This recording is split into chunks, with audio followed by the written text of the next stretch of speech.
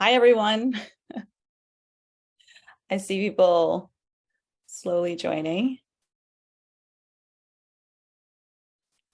Hey, David. Looks like you got a crowd.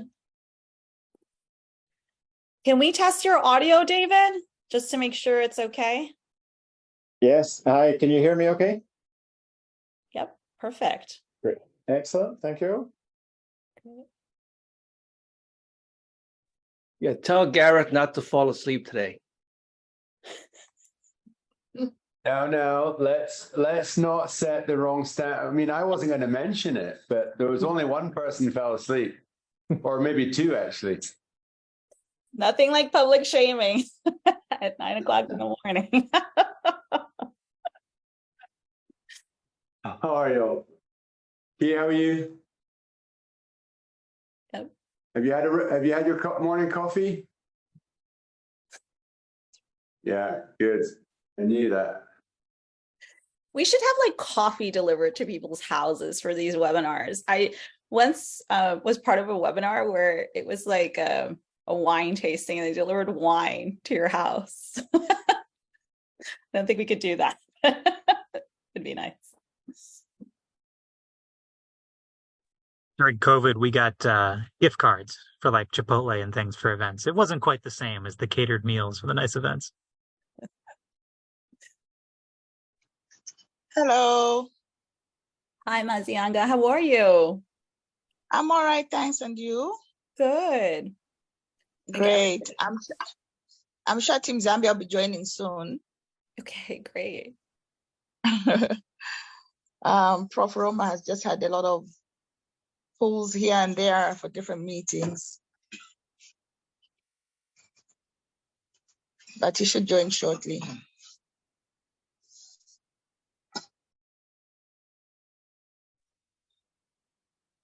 Hello, am I in the right place? Yes, Professor Roma, we can hear you, but not see you. Okay, let me turn on the camera.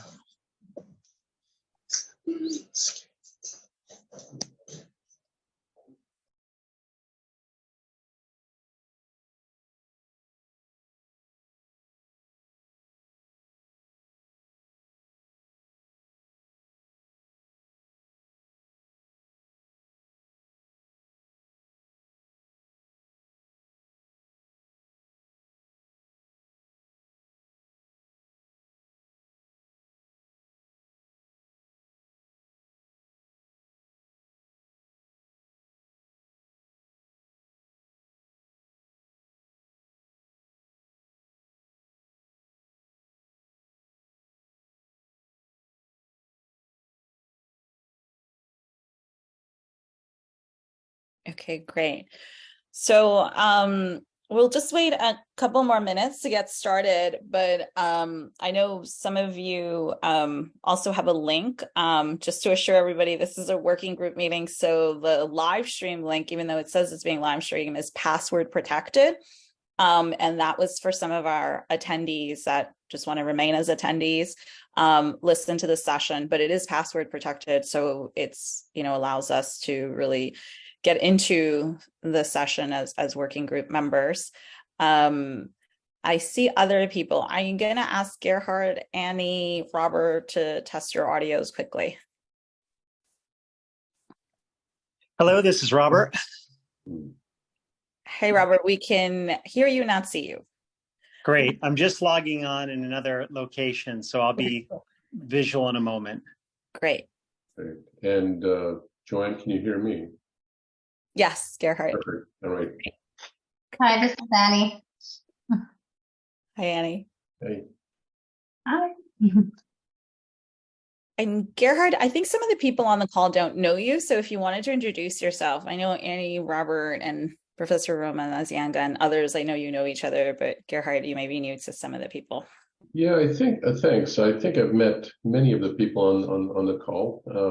I was chair of Sirona Asset Management, which is a emerging markets fund of funds manager, managing mostly private capital and some contracts for the Australian government, the Emerging Market Impact Investment Fund, and a few things like that.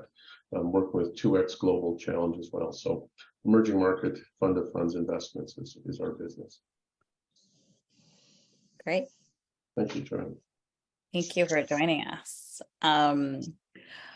Okay, I see that Professor Roma has joined us. And again, the sort of informality and working session of this, I want to emphasize and really, get into it. We've had a series of sessions now, and thankful to CRDF Global, Dr. Ted and Dr. Key for kind of your leadership and getting us from very high level to very practical. And now we're in specific case studies that, could be sustainably financed and then moving on to structuring the fund, which we were also very successful at WHA at raising over 150 million of soft commitments into deploying. So I think we're here really honestly as both public health experts, the investment community to structure next steps. So I'd like to turn it over to Dr. Ted, Ben, and then Dr. Key to say some words just to get us started. And then Professor Roma, if we can get right into your case study.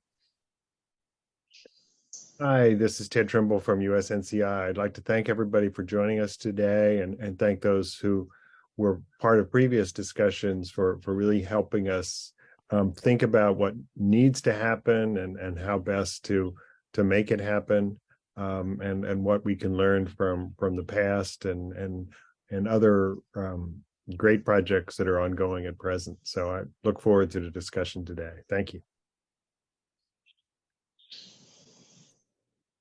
Thank you. So Ben Zalisco here from CRDF Global, representing the Sustained Dialogue on Peaceful Uses, which is a project funded by the U.S. Department of State and the UK government to promote the peaceful uses of nuclear technology.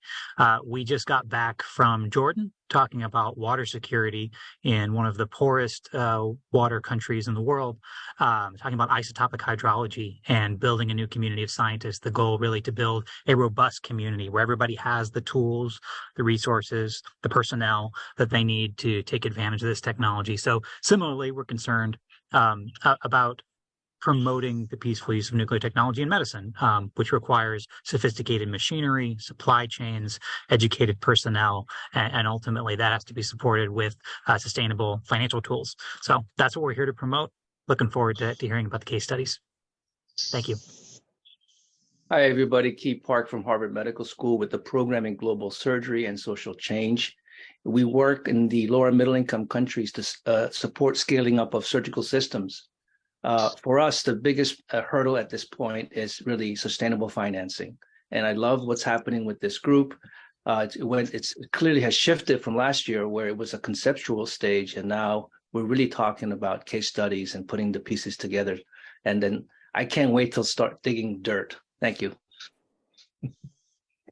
Thanks, Key. So over to you, Professor Roma. I think, over the past few weeks since WHA, we've really gotten into kind of that structuring, the sustainable financing and modeling. It's very interesting what Zambia is doing. And so, and also how the fund, both the technical assistance side and the equity side, can help such a great project. So if I turn the floor over to you. Thank you, Joanne, and it's a pleasure to be here. Can you hear me all right? Yes. Okay, great. Yeah, so my name is Chilengi. I'm a professor of vaccinology and I'm a medical doctor in background, and presently I serve as the health advisor to the president in Zambia, but I also double as the director general for the Zambia National Public Health Institute. So depending on what I'm dealing with, I wear one or the other hat. I'm here with, I think, on the call with colleagues that we've walked this path together over the last several weeks since WHO, World Health Assembly. And it was really a pleasure to participate in the meeting at WHA. I think meeting several different groups of people and understanding how they look at this issue of empowerment and sustainable financing. I think that since WHA, we had multiple conversations with colleagues and Joan and her team, and entertained several ideas of what is possible in terms of the theme of what we are looking at, and came up, I think, with a concept that we think is probably most practical and probably easily tangible, with low-hanging fruits that we thought we would propose: the Women Economic Empowerment Zambia concept. Will you help me show the slides, Joan? Yes, I'll turn it over to my colleague, Francesca, who I know is working on that. Absolutely. So if you give me a few minutes, I will pull that up.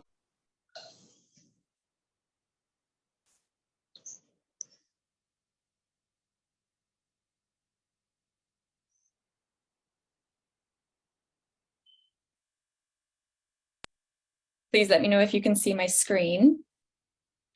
Yes, I can see your screen. Can you put the slides in presenter mode, please?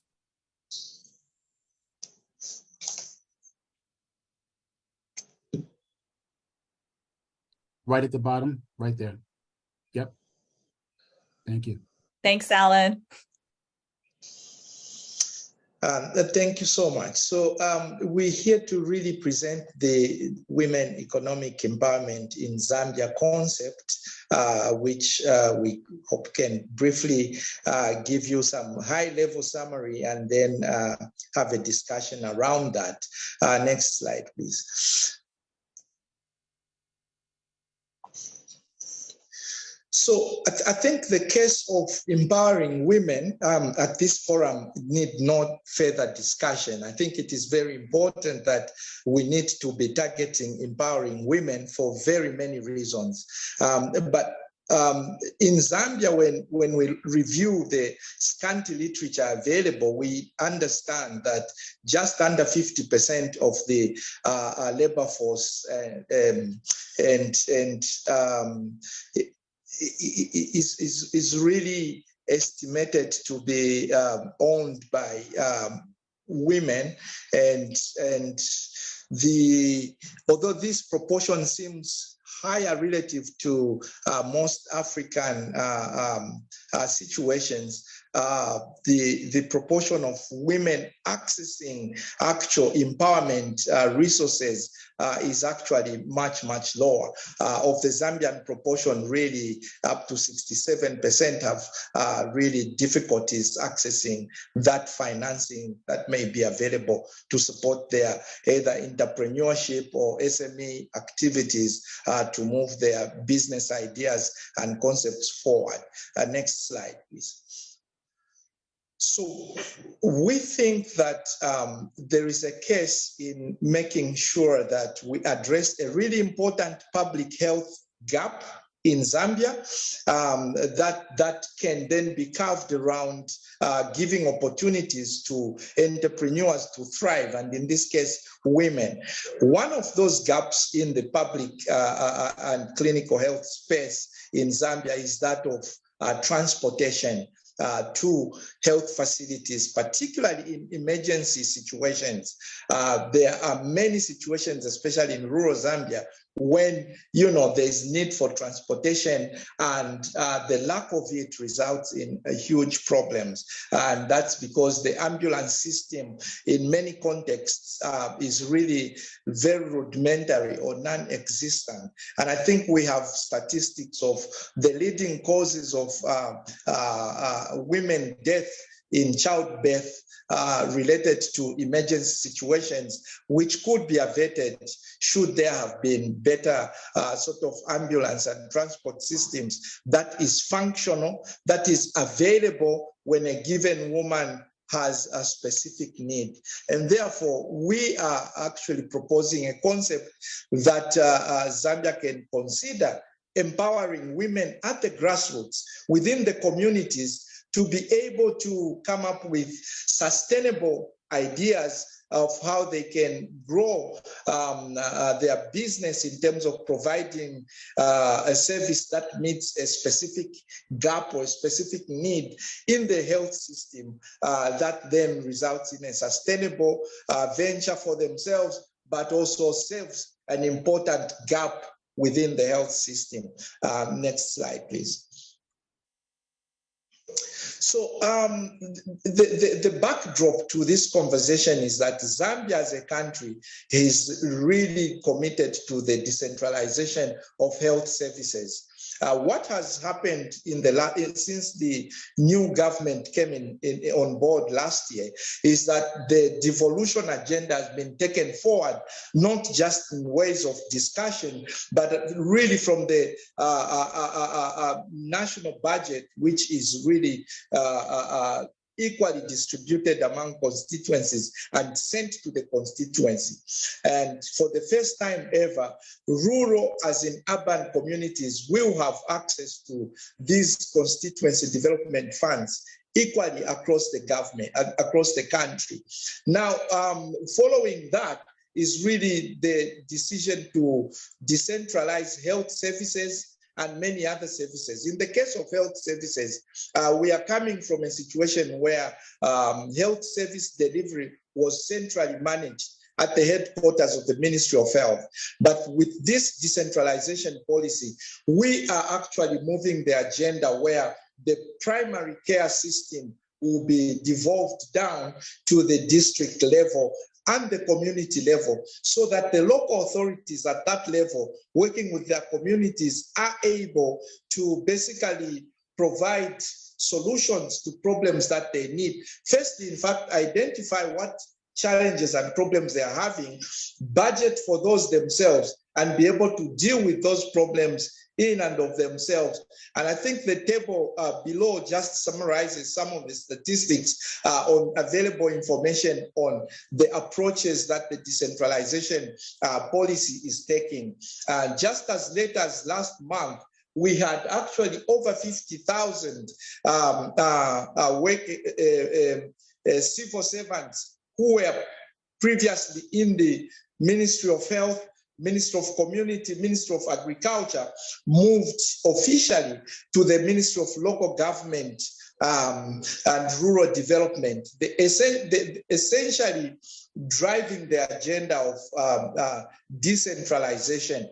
And I think within that concept of decentralization, empowering local communities to be able to make decisions, to come up with solutions and enterprises, lies the opportunity of this women economic empowerment program that we are proposing here. Next slide, please.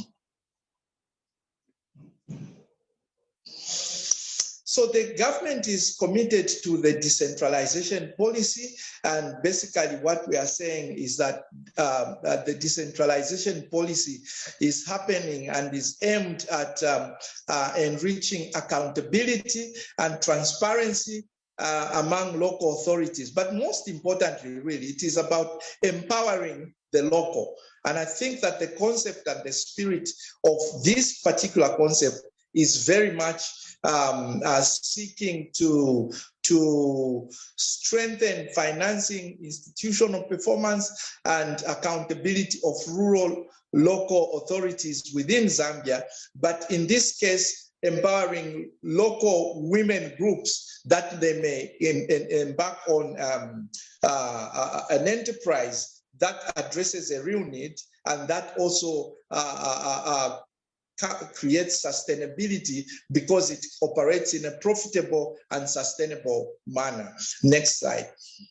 And Professor Rome, I just want to emphasize what you said, that sustainability and that, profitability that, you are discussing. So we're moving both from, the technical assistance side of the project. So some things will always need technical assistance, but some things will need equity capital. And that's why, I think that the example in this case study is perfectly fitted for, the fund that is being created, because it has that technical assistance part to it, but it also has that equity, just to kind of emphasize what you just said. Over to you. Right. So I think in our case, we think that it is feasible to identify groups of women who may be professional in terms of the health system. This may be groups of women who will be entrepreneurs, including nurses, drivers, and basically groups that can be trained and equipped to run their own business and empowered with capital investment, for example, in transport terms, to run an ambulance service for a given community. Now, because this will be community-based, they will be known within the community. So everybody within the community would be able to understand that when you need an ambulance service, here is where you go. And there is a conversation we are having around the National Health Insurance Scheme, which we are exploring because there is recoverable cost within that mechanism for ambulance and transportation services. So if women can be empowered to be able to manage an enterprise that provides that service, for example, among themselves have capacity to identify the health challenges within the community, identify which patients would need to be transported quickly to the health facility, and within themselves be able to have a mechanism where you could actually have women drivers of these ambulance services that can then be able to pick up the patients, take them to the health facility, make sure within the health facility they receive appropriate treatment and attention that goes to serve a specific need within the community. But most importantly, the women then become a very valuable component of that society, meeting a very specific need.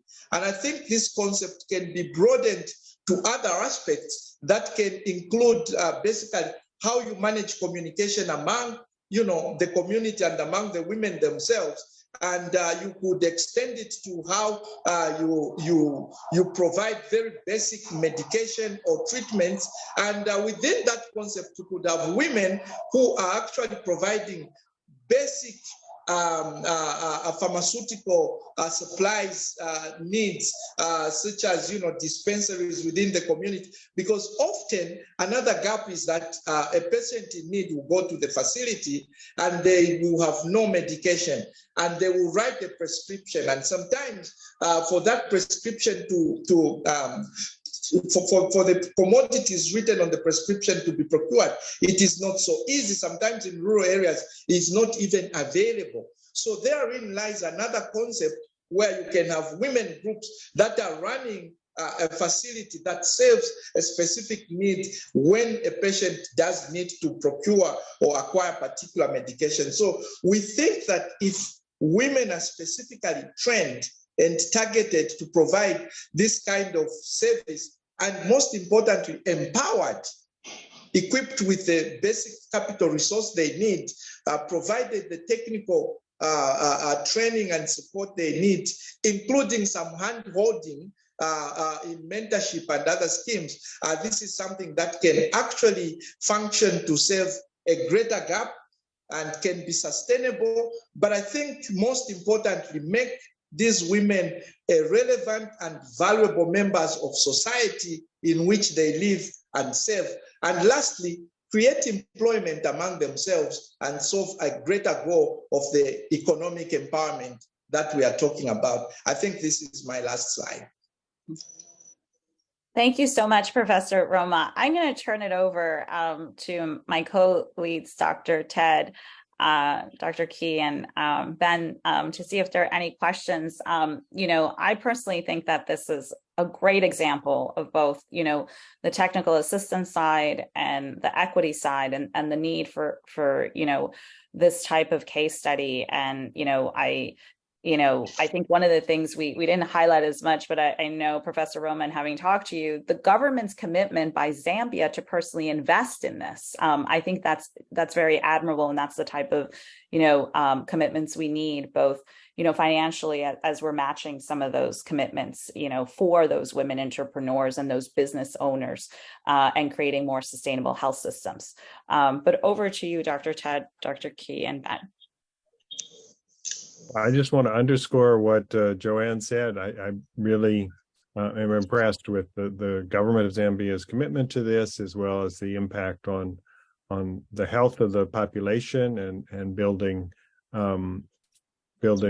capacity and building on the great enthusiasm and hard work of the women entrepreneurs.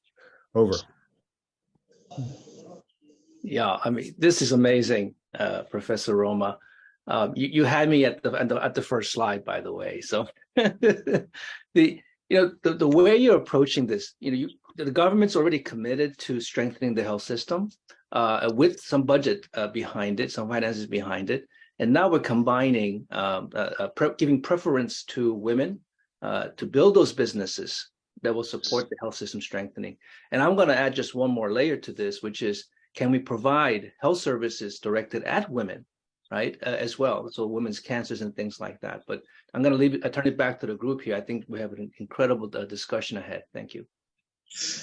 May I just chip in and just underscore the point of government commitment to improved health service. In the previous budget, there was like 1.6 billion kwacha allocated to health in the national budget.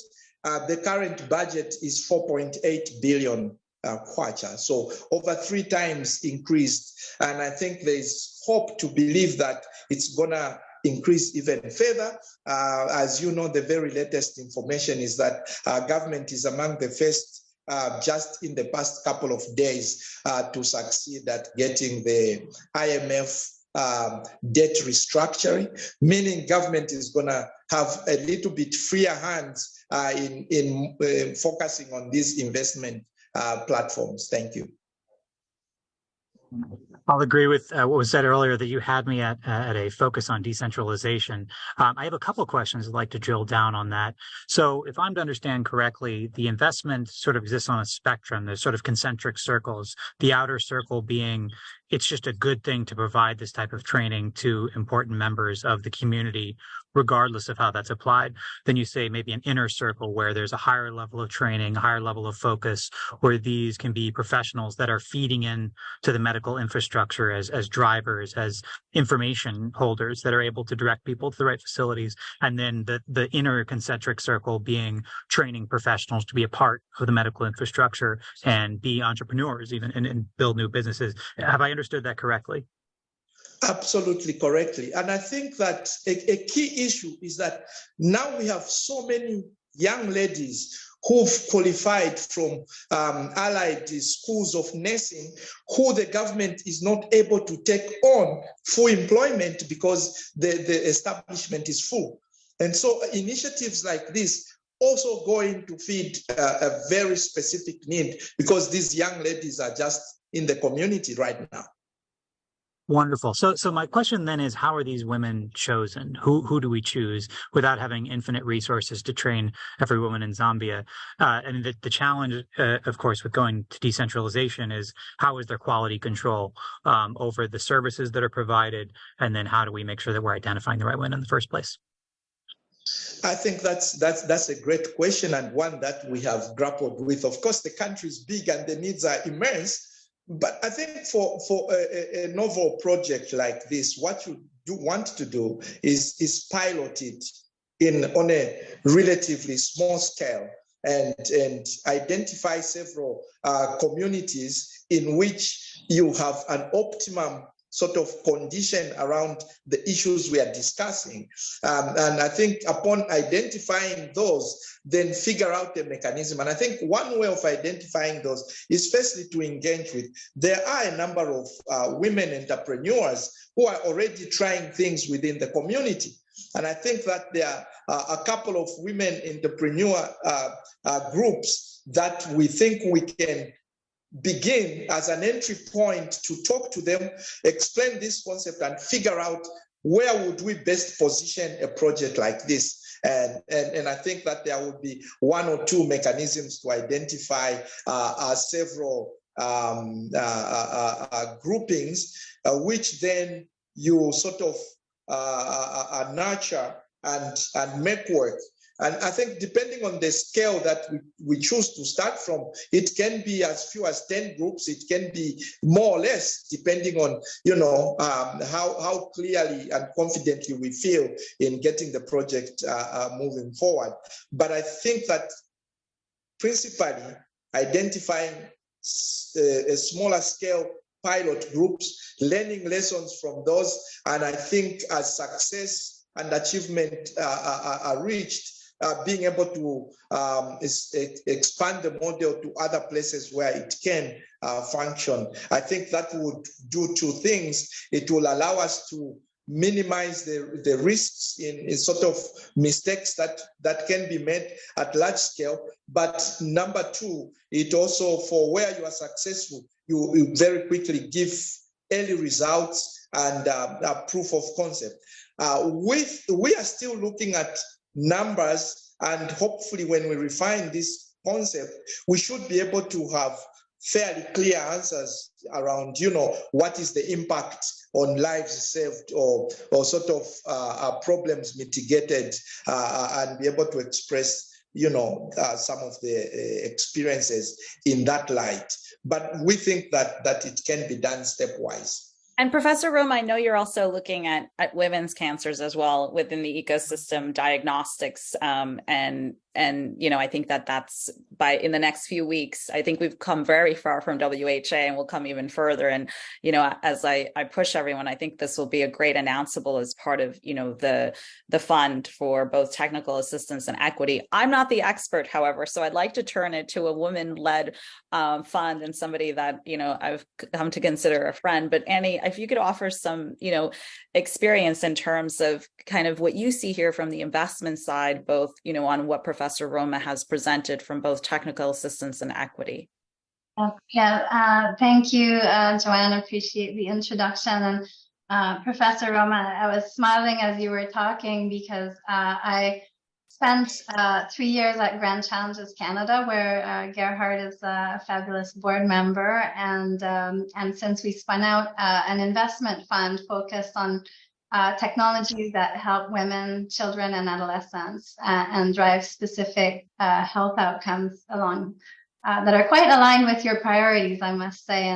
And so the perspective I can bring to the table is one where when you were mentioning, the ambulance service, I've seen a number of business models that are very effective at delivering care and decentralizing ambulance service in a way that's completely different to what we would do if we were building it in Canada or the US, but that have been found within the Grand Challenges Canada portfolio to be very cost effective and to drive health outcomes.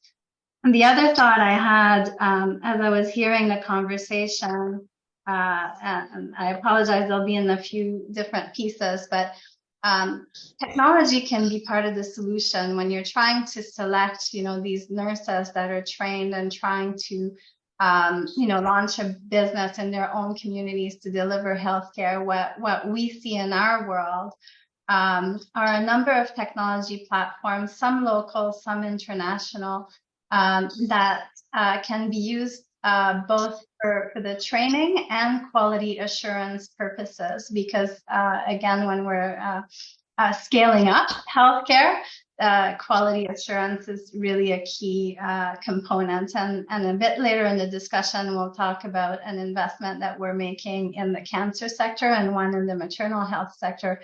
And both of them have that component where the technology through artificial intelligence provide a central healthcare systems operator with a dashboard that helps them see whether specific health practitioners are consistently making mistakes and require additional training on particular aspects, and which ones are the best of the best that can be the trainers for the others.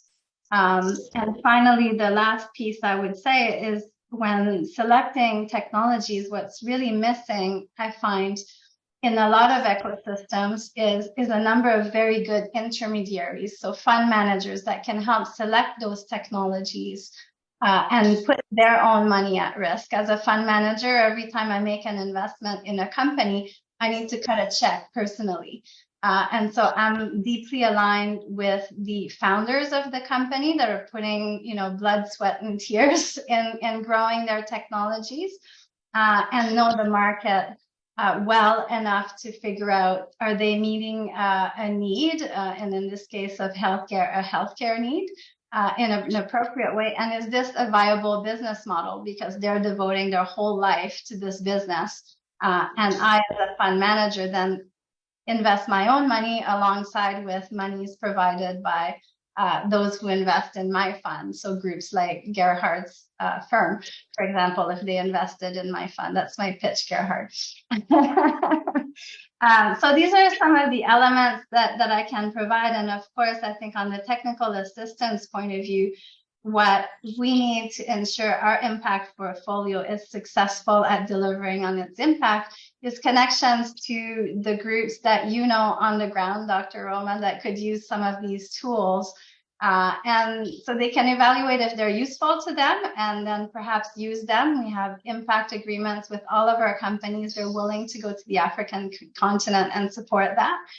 But we need those connections to your private sector, to your public sector for the users. And if the tools are not useful, guess what? We've probably reviewed 10 other similar technologies, and we are very happy to point you in a different direction to look at new and different technologies. So I'll just pause there, but these were my reflections. Thank you, Joanne. Thank you. Gerhard? Since you were called Thank you. Joanne, may I just chip in and reinforce something that perhaps didn't have the opportunity to talk about at all, which is really what she's talking about in terms of utilization of technologies. And I think that at the moment, Zambia is thirsty for technology, especially digitization of everything.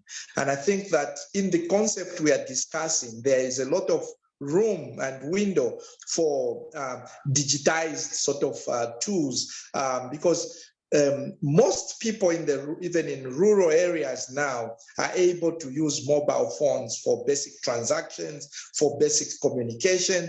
And I think that there would be opportunities to explore windows of digital technologies and how these women groups can be empowered to exploit the power of digital technology so that they can really enhance their business and offer a better service. I think this is possible. Over, Joanne. Thank you, Professor Roma. I yield the floor to Gerhard for comment.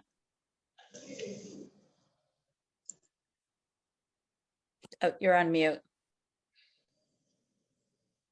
Yeah, talking to myself again. Thank you. Thank you, Dr. Chilenge.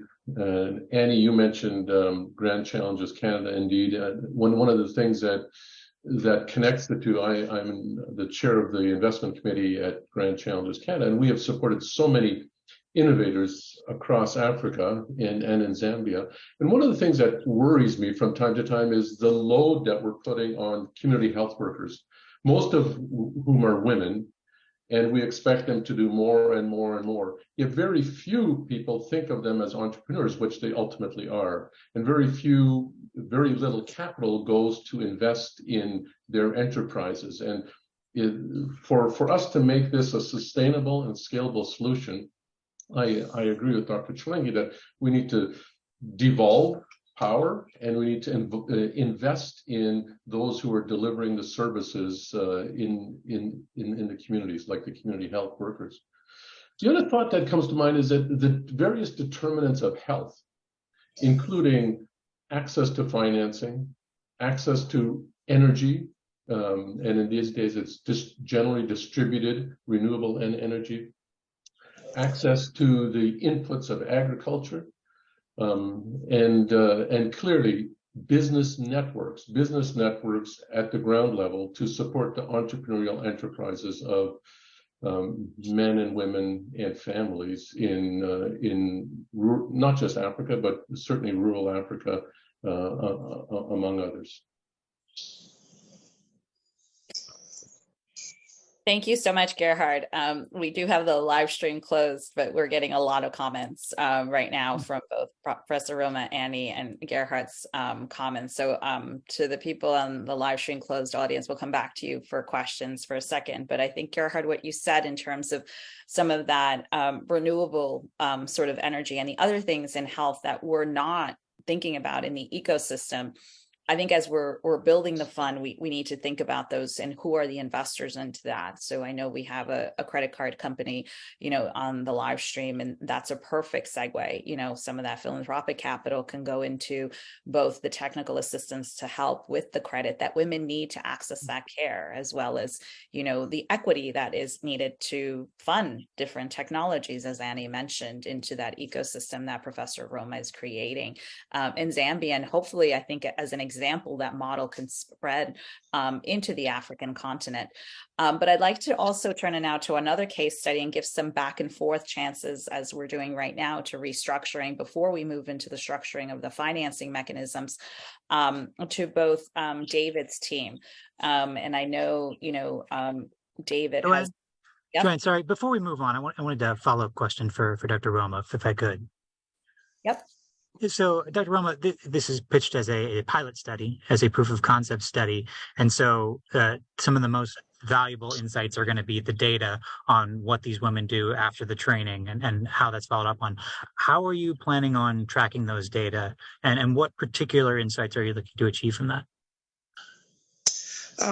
Thank you very much. Actually, I think if there's a role that we would play, is basically more in the background, structured tools to collect very specific sort of key indicator data through the performance of these activities, so that we can try and figure out what works and what doesn't work, or what is really struggling, and hopefully engage. And I think this is the point at which the technical assistance that we might engage in from your side of engagement, to try and figure out what is the bottleneck with this particular activity, and how can we find solutions to make it work. And as it's getting implemented, there will be finer tweaks that can be put to the model after it is running on the ground, and have a feedback cycle that then hopefully helps these enterprises overcome their challenges and move on. That's on the operational level. But I think we need to have indicators of success. What will success look like? And I think once those parameters are met on what success looks like, then we begin to evaluate, is this something that can be scaled up in similar context? And how would it look like in context that may be a bit different? So I think that if the initial pilot works, there are so many spin-offs that can happen. And I hear Joanne talking about potentially even a regional reach. These are models that can then be exported to other regions, but put together nicely, so that the explanation and the description of the project is running smoothly. So this is part of what we would be doing to support the projects in the background. But I think for sustainability purposes, it's really to make the women entrepreneurs themselves run it, and where we identify solutions, engage with them, provide TA only, and let them run it and document that carefully for those purposes of, Yeah, the methods by which we document that and really produce reliable insights, that's really what lets us scale this up in the future. So I think that's going to be really important. Thanks, Joanne. Yeah, no, and I think that's a good question. And I think the metrics are different, right? So the metrics for investors are quite different than the metrics for technical assistance. And that's where we're, later in the second conversations on technical assistance and equity, an equity investor is going to see a different metric. And I think that's also the beauty of what we're trying to mix here with these case studies, is that usually equity investors just invest in Zambia. They're just going to go. They don't care what the government, I'm sorry, Annie and Gerhard and Robert, but sometimes some equity investors, not you guys, but some will just go based on returns. If there's a good business, it's just based on returns. They're not going to go and consult the government.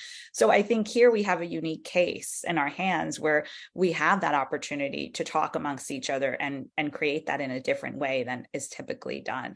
And I know Annie, Robert, and Gerhard, you're not one of those investors, but there are many out there in Africa that are just investing without thinking about metrics or human metrics, but just investable capital. I see you nodding, Gerhard. But I just want to give a chance, because it's 9:46, to also Kids OR and global hospitals. Gerhard and Annie, you mentioned technology. You've mentioned also renewable energy, and I think Kids OR and global hospitals have some of that in the ecosystem. Before I turn it to Kids OR, I'm going to turn it to Dr. Key to introduce them, because he's actually the main reason that they're one of the case studies. So Key, over to you to add anything else. Oh, what can I not say about Kids OR? It's one of my favorite organizations.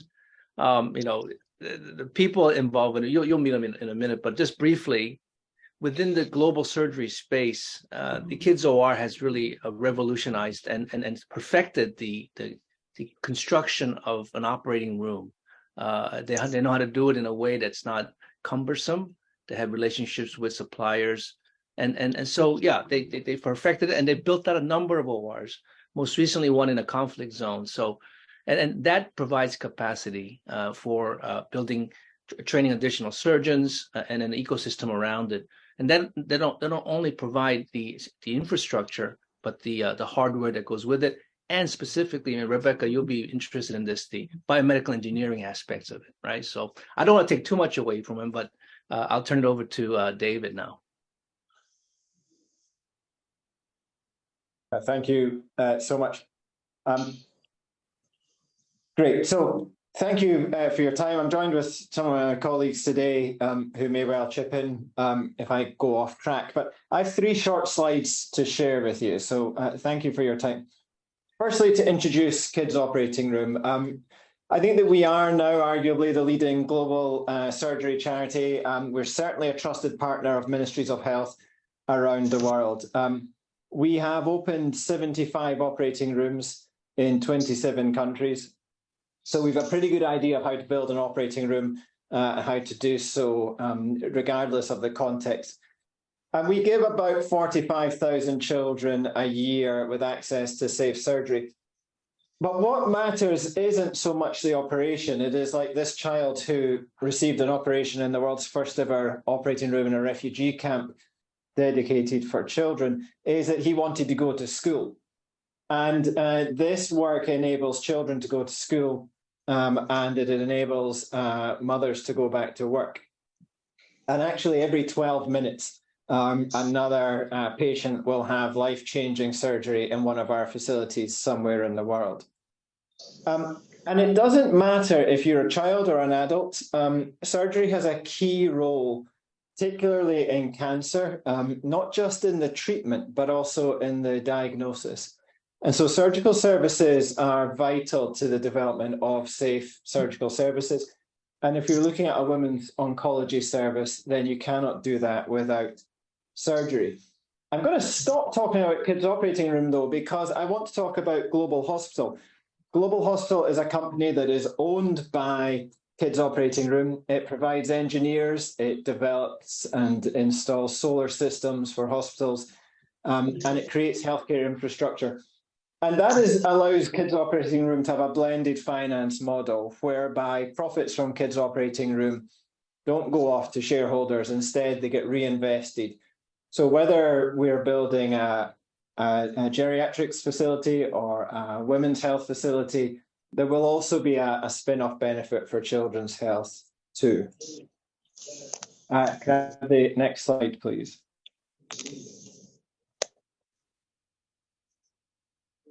So looking then at Global Hospital, I'm just picking up on that last point around metrics. We do partner with Yale and with UCSF, show real world impact. So yes, children go to school, but mothers return to work, and death and disability are prevented. And so that allows us to start to put an economic value on providing a patient with an operation. And we're able to say that all of our data, which is now probably one of the world's largest databases on the provision of general surgery, suggests that the value of a single operation can be assessed, and is about $36,000 in economic benefit for the host nation. And when we look at an example of end-to-end women's health costs, it is not prohibitively expensive to develop surgical services. Going to somewhere where there is really nothing, and we need to put in place the people and the infrastructure. You can do all of that, including training 2 local engineers and putting in place a service and maintenance program for about $975,000. And we've got pretty robust experience of doing this, and we can say that that is a very reliable figure that you could use to plan surgical service development. And in getting to this stage, we have benefited from technical assistance hugely, and we continue to do so, and always welcome those opportunities.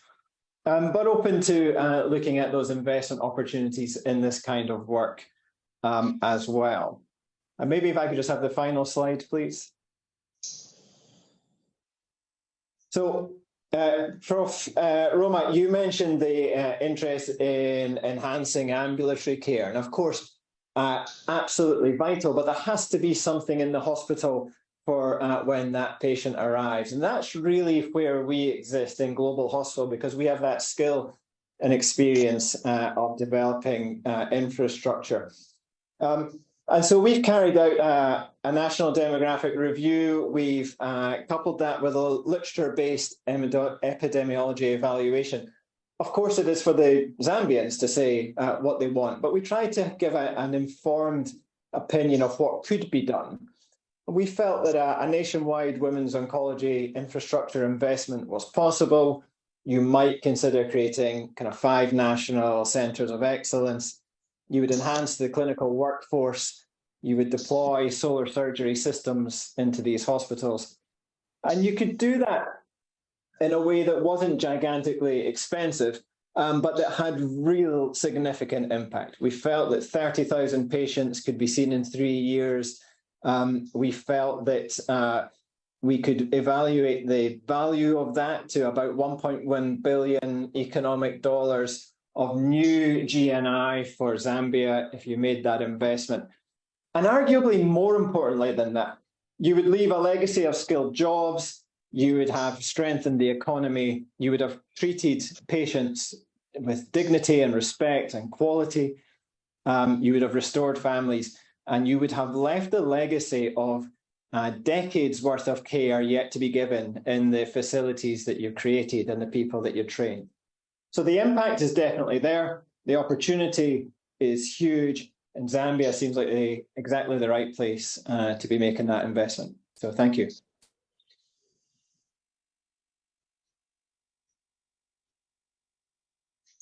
Thank you so much, David.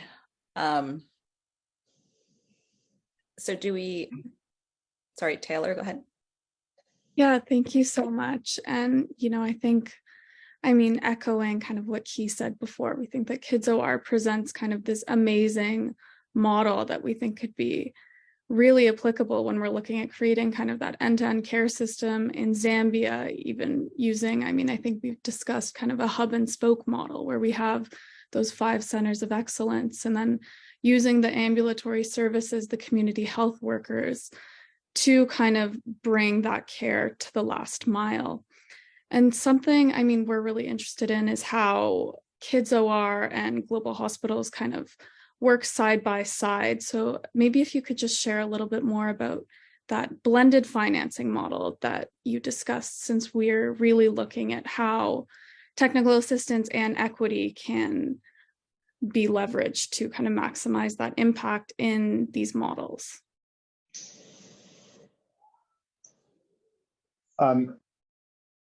I think how we work side by side is Well, I'm not sure what the right answer is. I mean, smoothly seems like a silly answer, but our teams are located in the UK. They're located across Africa, and we're opening in the US with our global hospital team there. There is coordination because when the charity builds an operating room, so the company has responsibilities to take on in terms of engineering, maintenance, development, training local people. But for the most part, the company exists separate. It takes on contracts, it delivers services, and profits from the company then work their way back into the charity. Great. And one of the things we love about your example too is the solar energy. I know that there, both in the closed live stream, people that are very interested in the solar energy, and your example is truly an ecosystem that I think supports that end-to-end care. Dr. Key and Ben, other questions? Yeah, I just want to go ahead, Ben. Well, I had a question. The slide where you talked about the economic benefit of an operation, I wonder if you could pull that up, because I love that idea of let's get a number associated with it. So it's a much easier case to sell. I wonder if you could pull on that thread and the sources of those data, and if there's a particular factor that is overwhelming those data. Is there a particular type of operation that really has an enormous benefit, or are there particular operations that don't have such benefit? Because that can be kind of a vague term. And then adding into that stack of questions, if there's particular nuclear technology that you've evaluated that has a potential economic benefit. Great. Well, the slide said that there's just under $36,000. So it's the economic benefit of providing an operation. So that is work that was done initially with a team at Yale, but then was picked up by a team led by Dr. Diricos Geddes at UCSF and their Center for Global Health Equity. So that looked at a database of about an initial 10,000 operations and looked at whether some were immediately life-saving, others would have been the removal of disability. So that could be clubfoot, for example, cleft lip and palate. And then looked at where those children, and this was all in pediatrics, but where those were based, and then what the GNI of those countries were. And it was then a calculation based on life saved. There was factors added into assuming death rates, so that we didn't just assume every child who had an appendicitis would then guaranteed to go on and live the rest of their life. And so we would factor that in. And we were able to come up with that figure. That was published, and so we think is fairly robust and has been peer reviewed. And we continue to also reassess because the database gets significantly bigger every year. But pretty defendable figure. In terms of are some operations more impactful in terms of an economic sense than others? Yes. The bottom line is that yes, there are some, but I don't have right in front of me that level of granular data to be able to tell you the most financially beneficial operation to provide, particularly as our work is predominantly in the general surgery of children. We don't do very much subspecialist work beyond that. So. And every operating room, sorry, Gareth Whipperley, I don't think I joined the last meeting in Geneva, but thank you, everyone. Every operating room we open with Kids OR, we employ a data collector. And that data collector is looking beyond just the outcome or reason for surgery. They're looking at how far a family traveled to access surgery. They're looking at loss of income when a parent or both parents have to attend hospital for a considerable period of time. So as David said, as much as it would be nice or not nice to say it's our PR teams that come up with these figures, they are coming straight from UCSF and peer reviewed. So we're very confident when we bring that to donors and to the market that the information that's coming from it is highly accurate. And as David said, happy to share that with people.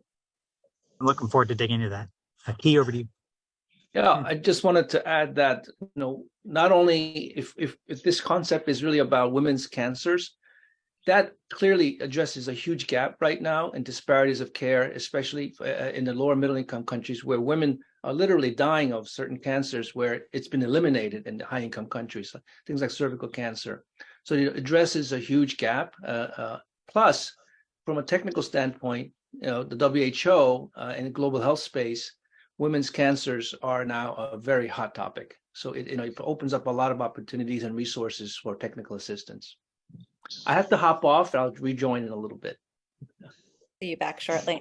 And I think, in terms of the solar energy, I know I keep emphasizing that, but that those parts of the ecosystem are, as Gerhard was saying earlier, we don't take into account those parts of the ecosystem. And I think that that's where, looking at it as an entire ecosystem that needs to be invested upon, not only technical assistance for Kids OR, but also the equity side for global hospitals makes this kind of a perfect case study. I want to give a chance for Professor Roma.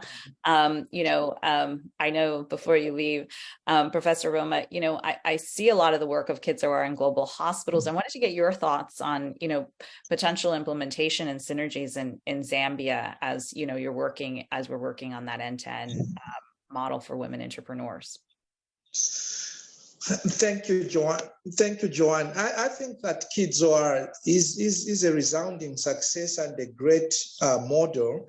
And I think that in pushing forward with the concept of women empowerment, I think that we need to try our very best to see how we can, at least in one or the other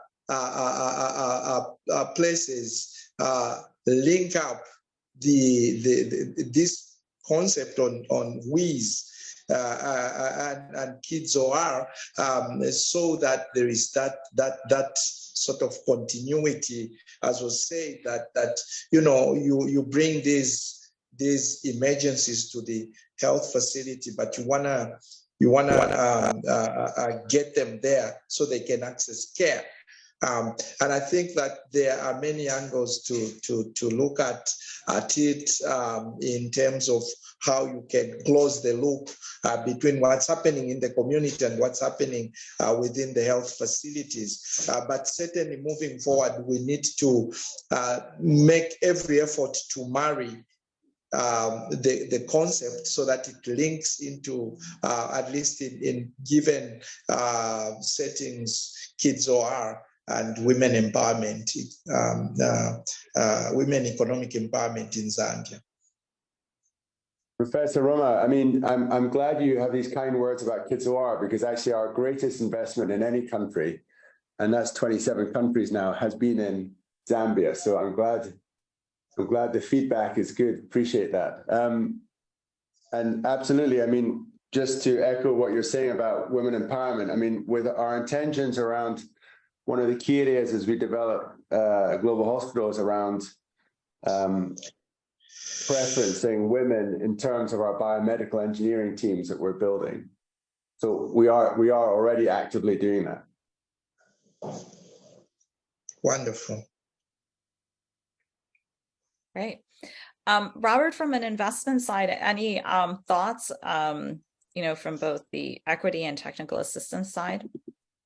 Well, David's and the team's presentation was really inspiring, and it reminds us of the work that we're doing, why we do it. And what that is we do both investing and philanthropy. So, which is rare, we have a team of analysts that you would typically find at in high positions within buy-side firms, also using the same degree of their analysis or their same skills, their expertise to analyze nonprofits.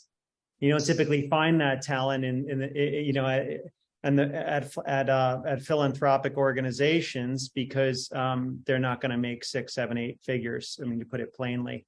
But it gets to a point where many of these investment professionals, what we've seen, they are leading with their heart also, and they want to make a big difference. They're focused on purpose and having their careers be meaningful and creating impact. So this is and this, I can already envision that we could have analysts with experience in biomedical engineering looking at this, those focused on cancer looking at this, and also in hospitals as well. And then we think through as a team how we would deploy capital, whether it's philanthropic or invest. And you made a point earlier that oftentimes you'll find that investors won't look at something because there's not enough of a return in it. And that's true. In fact, we've encountered this recently as given our focus on a company investing in antimicrobial resistance, which is on the World Health Organization's top 10 list for problems in the world in 2050, overtaking cancer actually. And so as we put together an investment syndicate, we really have to have the right partners that are willing to compromise a bit on their return. So that requires truly alignment with the right people involved. And then we also take an approach where we're looking, as you referenced, the entire ecosystem. So we also think about scale, right? So what starts to go through my mind, the conversations we would have internally is, okay, you're doing this in Zambia, where can you do this next? How do we tackle the problem on a larger level, and what's needed in terms of capital? So it's I don't have a word or any kind of marketing as far as like how we describe what we do, but that's really our approach, is that we pull in the analysts to work on each different project based upon their expertise. And then pull the right people together and the right capital to ultimately fund these companies, whether directly or through vehicles. And the vehicles that we have created and the funds that we have created are both on the philanthropic side and investment side. So you're not going to typically see an asset management like philanthropic organization, but that's what we've created. So anyway, I'm sharing a bit more about conscious capital than I expected, but I just want to say that I really appreciate your work, and we'd like to dig in and see how we can be helpful. And it's good because of the people that are involved in these discussions. I have some ideas too we would bring to the table for the next session. So thank you. Thank you, David. Gareth, anything else to add on? I know we'll be fleshing this out further before the July session, as we're pressing everybody for kind of those sustainable financing announcements for September. Anything else to add on from kind of the programmatic side and the comments you've heard? If I could jump in first, I think firstly, thank you for positive feedback. It's always nice, but I think for us, the key thing is, we have the capacity to deliver for you and for this project. We have the experience to deliver. We've got the people on the ground. Zambia, as Gareth said, just happens to be the country where we've invested the most already, with millions invested across the country. So it's a country where we could hit the ground running as well. So I think that there's exciting opportunities ahead.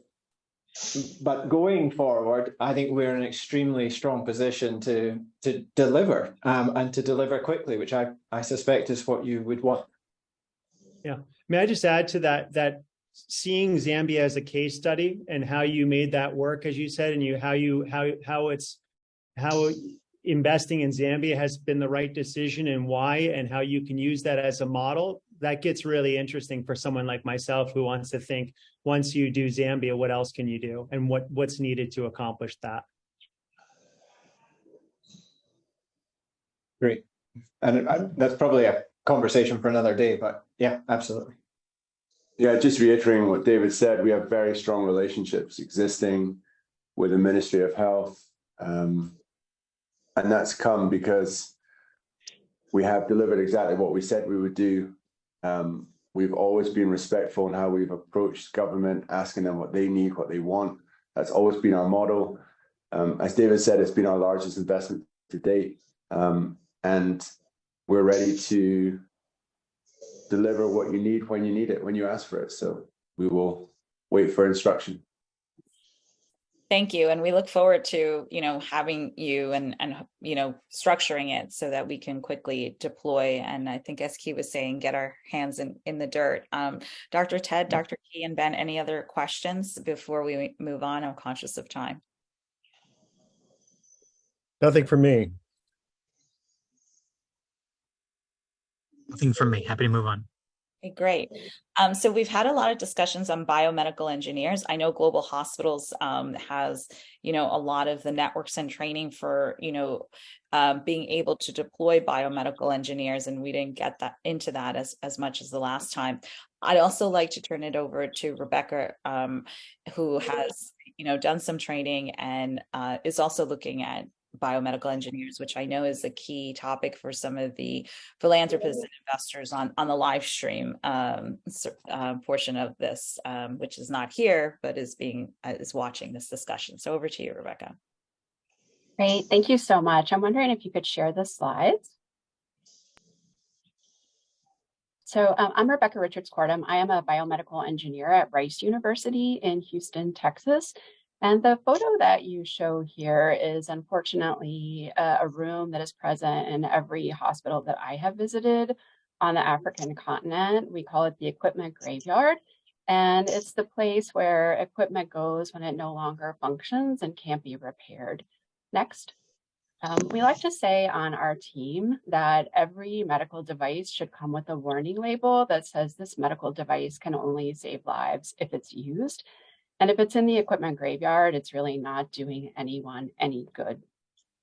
Our team at Rice has been working in Africa since 2006 to design, deploy, and maintain different kinds of medical devices. Next slide. We started in Malawi, but we're now working in 4 countries: Malawi, Kenya, Tanzania, and Nigeria. And we are focused on saving newborn lives. Newborn conditions are the leading cause of death in low-income countries. Our team at Rice has joined with 16 other organizations to form an alliance that we call NEST. It stands for Newborn Essential Solutions and Technologies. And we are working in 67 hospitals in these 4 countries. These hospitals every year deliver over 500,000 babies, and about 115,000 of those babies are admitted to the hospital. So we are partnering with governments to deliver innovations to the newborn units and to build the education ecosystem to train clinicians and biomedical engineers to use those innovations to save lives. Next. What I'd like to tell you about today is our effort on innovation and education for biomedical engineers and biomedical engineering technicians. Next slide. We began by working with UNICEF to define what does it mean for a technology to be affordable, effective, and rugged. So we made target product profiles for newborn care products that are used in district hospitals in the neonatal unit. Next slide. And then we carried out an effort to qualify which commercially available technologies actually met those target product profiles. And we identified products on the market, next slide, that are affordable, effective, and rugged. Next. We formed a global nonprofit medical distribution company called Hatch Technologies, which provides distribution and support services to deliver and maintain these qualified technologies. Next slide. Next. And this shows actually the results of that. So we delivered over 2,400 medical devices to those 67 hospitals. And here we're showing the percent of those devices that are functional. And this includes the 2,400 devices we delivered, plus all of the other technologies that were already on those wards. Our target was for 90% of those to remain functional. We have 99% uptime with the devices that we actually delivered. And you can see we're very near the target for all of the categories of devices. We've been able to feed back information to manufacturers to fix known problems because we aggregate these problems across all these hospitals. So for example, with pulse oximeters, there's a motherboard that fails. We fed that information back to the manufacturer. They're improving the devices, and that benefits everyone. Next. We've created job aids, hands-on job aids for clinicians you see on the left and for biomedical technicians on the right. The training videos have been downloaded over 100,000 times, and we've engaged over 1,800 biomedical engineering technologists to learn how to carry out maintenance of these devices. Next. Then we've been working with universities that train biomedical engineers. We equip design studios so that students can go in and they can invent devices to address local health challenges. We've developed an invention education toolkit and network that connects faculty across 16 institutions, including several African countries. We've engaged over 6,000 biomedical engineers. Next. And these are some of the devices they've created. This is a bubble CPAP system created that's used in over 36 countries. Next slide. It's benefited over 1.5 million people, and it is available at about 1/10 the price of devices used in high income settings. Next slide. During COVID, these design studios developed all sorts of technologies that had local impact, including, I'll say, a training mannequin to help train healthcare providers who are doing cervical cancer prevention and treatment examinations. Next slide. I'm going to go ahead and skip this for time. Maybe you can just click through it. It's challenged more women to Can you click through to the next? I just wanted to end by showcasing some of the colleagues that I work with. Teresa Makandawira is the former Dean of Engineering at the Malawi University of Business and Applied Science. June Medete is a biomedical engineer at Kenyatta University. Adras Malata is the Chancellor of Malawi University of Science and Technology. Nancy Chitara is the Vice Chancellor at Malawi University of Business and Applied Science. And Sade Ogunsola is the Vice Chancellor at the University of Lagos. And so there are a number of really dynamic women leaders who are engineers and who are clinicians that are really dedicated to making opportunities for women biomedical engineering technicians and biomedical engineers who can invent the next generation of technology, but also keep it out of the equipment graveyard. Thanks so much. I'd be happy to answer any questions. Thank you so much. I'll start with Dr. Ted, Dr. Key, and Ben for any questions. No questions. I just want to underscore the importance of this issue, and Rebecca has toured more hospitals than I have in Africa and the rest of the world, but I've seen the same issue of machines not working, donors not ensuring that the machines work. I mean, that's why both Rebecca's example and the Kids OR example are so critical to making sure that every machine is working 24 hours a day, 7 days a week kind of thing. Over. Thank you, Ben. And I'll just say that this issue goes even beyond medicine. We see this in the kind of research communities in developing countries that have to buy multiple versions of one machine so that they can cannibalize the other machine or make sure that they don't have downtime. I guess it's a question for me is that there's a number of reasons why equipment aren't maintained. One is they just don't have the finances to maintain them, the contracts in place. They can't find the personnel to do it. Another was interesting is a lack of spare parts. And there's a couple reasons for that. One could be export control. They literally can't get them through customs. Another is that they're using outdated equipment and that the suppliers may not continue to produce spare parts, which I think is an opportunity. There's a way to strategically stockpile spare parts for we know frequently used but outdated machines, or maybe a way to incentivize suppliers to continue to produce spare parts that may expire beyond the typical life cycle in which they would provide technical support. So I'm curious about your impression on that, Rebecca. Yeah, those are absolutely key issues. And one of the things that we've done is to work with ministries of health to make sure that their procurement lists include not only the qualified devices, but also the spare parts, and that the health technology management policies spell out what workshops should be available for biomedical engineers at different facilities, what tools need to be available for biomedical engineers, because you can't fix things if you don't have tools. And then also to think about, should governments pre-qualify certain devices? So for example, in Malawi, the physical assets management has to maintain oxygen concentrators from over 40 manufacturers. Well, that's very difficult to maintain spare parts for 40 different brands of oxygen concentrators and to train people to be able to do that. And so really thinking about at the central level, how can appropriate policies streamline and enable biomedical engineers, but then how do you equip them at the facility level so they can do their jobs? Thank you. I'd like to just kind of encapsulate where we've been for everyone, and also because we're getting some questions from the live stream people. And I think we often see, as you were saying, Rebecca, these end-to-end models fail because after the technology is provided to the facilities, they fail to be serviced and left to rot into the hospitals. I think by combining these three projects, and Professor Roma, I know you're still on, we could really easily create a hub and spoke model in Zambia. I think, Global Hospitals creates those centers of excellence with kind of that standard surgical care in both maternal health and oncology. The RICE program, trains and recruits women to become biomedical engineers who are able to service it. And in Zambia, you have those ambulatory entrepreneurs and also the training for the community healthcare workers to decentralize that healthcare system.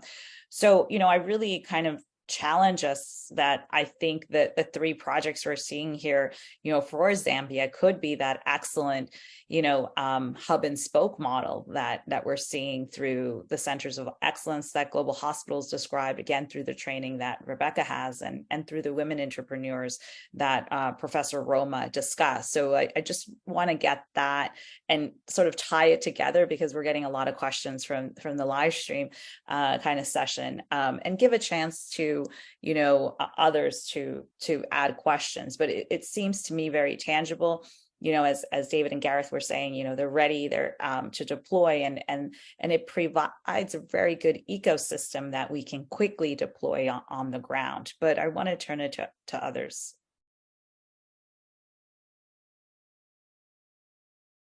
I see David has a hand up if you wanted to jump in, David.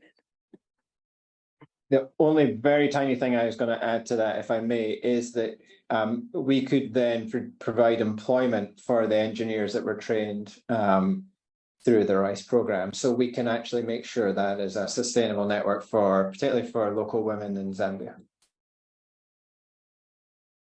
And then the women get paid so that they can access the care, which is great, which is really the complete ecosystem that we need. I know we're now 20 minutes over time on the structuring, but I think this was very necessary for how we structure the next part. And I'm going to roughly guide us through it is that, after the conversations at WHA, there was a lot of momentum and a soft, as I said, 150 million raised for that potential end-to-end fund for technical assistance and equity that could be, execute some of the projects we just discussed. There is an original concept, and thank you, Annie, so much for helping us to develop it. And now I think it's, we're developing another concept base with partners. And so I'd like to get into some of that technical modeling while everyone's still on, because both we need the health expertise and we also need the financial expertise. If there's no other comments or thoughts, and again, it's a working session, so anybody jump in. No. So Francesca, if you could bring up some of the slides, and what we'll do is we'll have kind of some comments on the original model. Then Gerhard had some comments on where you see it, and Annie really to lead us, as you've been working on some of that end-to-end work for, what is needed and why we may potentially need this, right? So why would we care to develop kind of a fund of funds, and kind of your experience and also with your fund? So kind of this is a structure that was developed after WHA. The investors know it more, but, for purposes of kind of those that are audience members only, I'm just going to describe it at a very high level. you have two buckets: investors, donors. You have the non-for-profit, the fund of funds. You have a technical assistance, and here we really see funds like Annie's, and that would be something that we would invest in to kind of grow the ecosystem, and direct investments. Annie, I don't know if you had anything to add. So I know that this was brainstormed out right after WHA. If you had anything else to add with this slide. No, I think you captured it, and I think I guess two pieces of interest is the fund of fund can make direct investments as a co-investment to the fund managers to keep it very, very efficient, which is a common practice that a lot of fund of funds would do. But direct investments can also be from the technical assistance bucket if they're perhaps riskier or less likely to lead to a return benchmark that the fund of fund would establish for itself. Along the continuum of capital, what you see is a lot of different risk reward profiles, and so what the facility has to establish is where does that cutoff exist between the technical assistance pool and the fund structure that's meant to generate return. Thank you, Annie. And I'd like to jump in here because this is sort of where we begun, and through conversations with WEN partners and financial experts, we've actually developed this model further with the help from Annie, but also from Gerhard. So if I could pass it on to Gerhard to present on this next slide.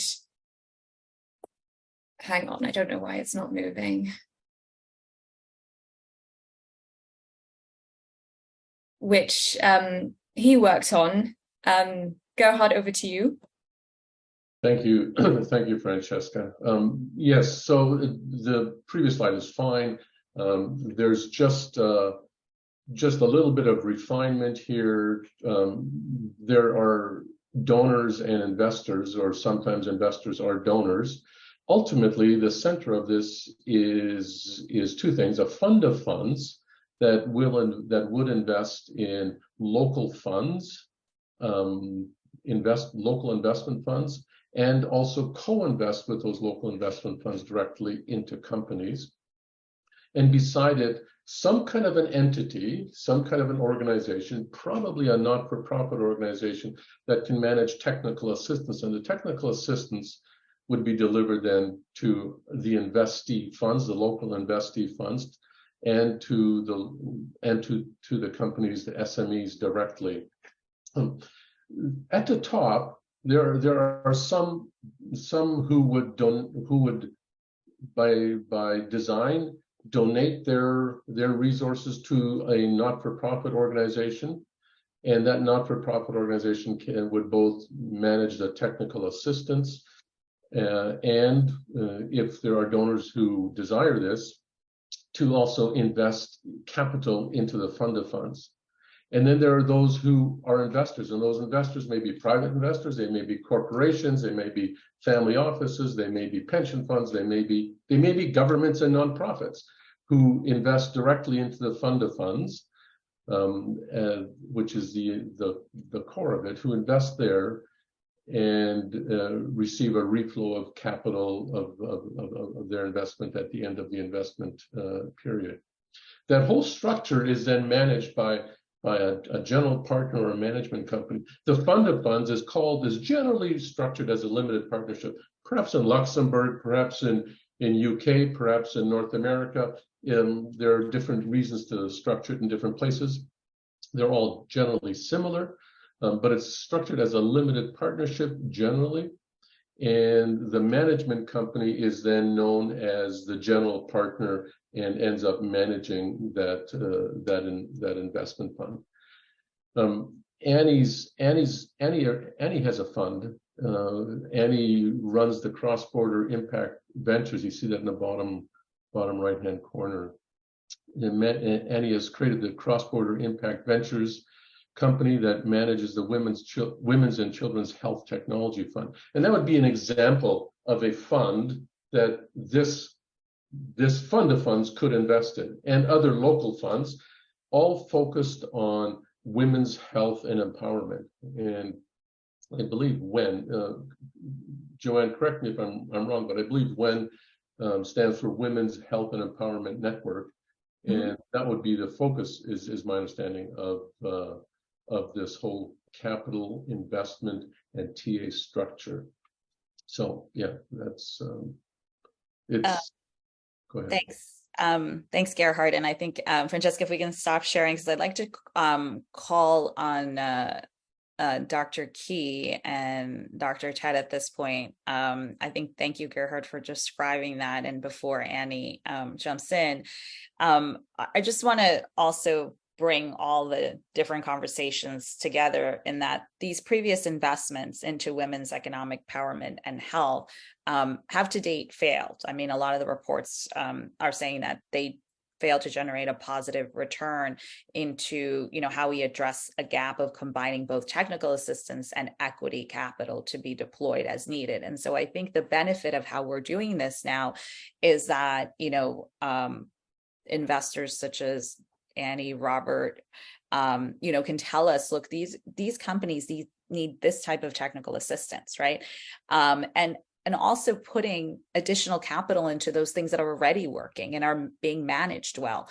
And so designing the ecosystem in a different way than a typical equity fund that just comes out and has a broad mission statement is really what we're trying to do here. Some of us have been on this journey from the beginning. Some of you are just joining and looking at ways to deploy your technical assistance money into this vehicle or your equity. But this is really, we're recreating it backwards, right? We're really looking at first that, those case studies, those challenges, and seeing how that ecosystem can be filled, in a different financial manner than has happened before. Dr. Ted, other things to add on? I know we had brainstormed this several times. I guess one thing that hasn't come up, but on this call, but we had discussed earlier, was the importance of getting kind of national or local buy-in from the government. That, I mean, certainly we've heard from Zambia in the case study today, but we think that's a critical element, that the government actually has skin in the game. The government commits to helping with, let's say, developing an educational program at a university, or making sure that things don't get held up in customs, or actually matches some of the commitment.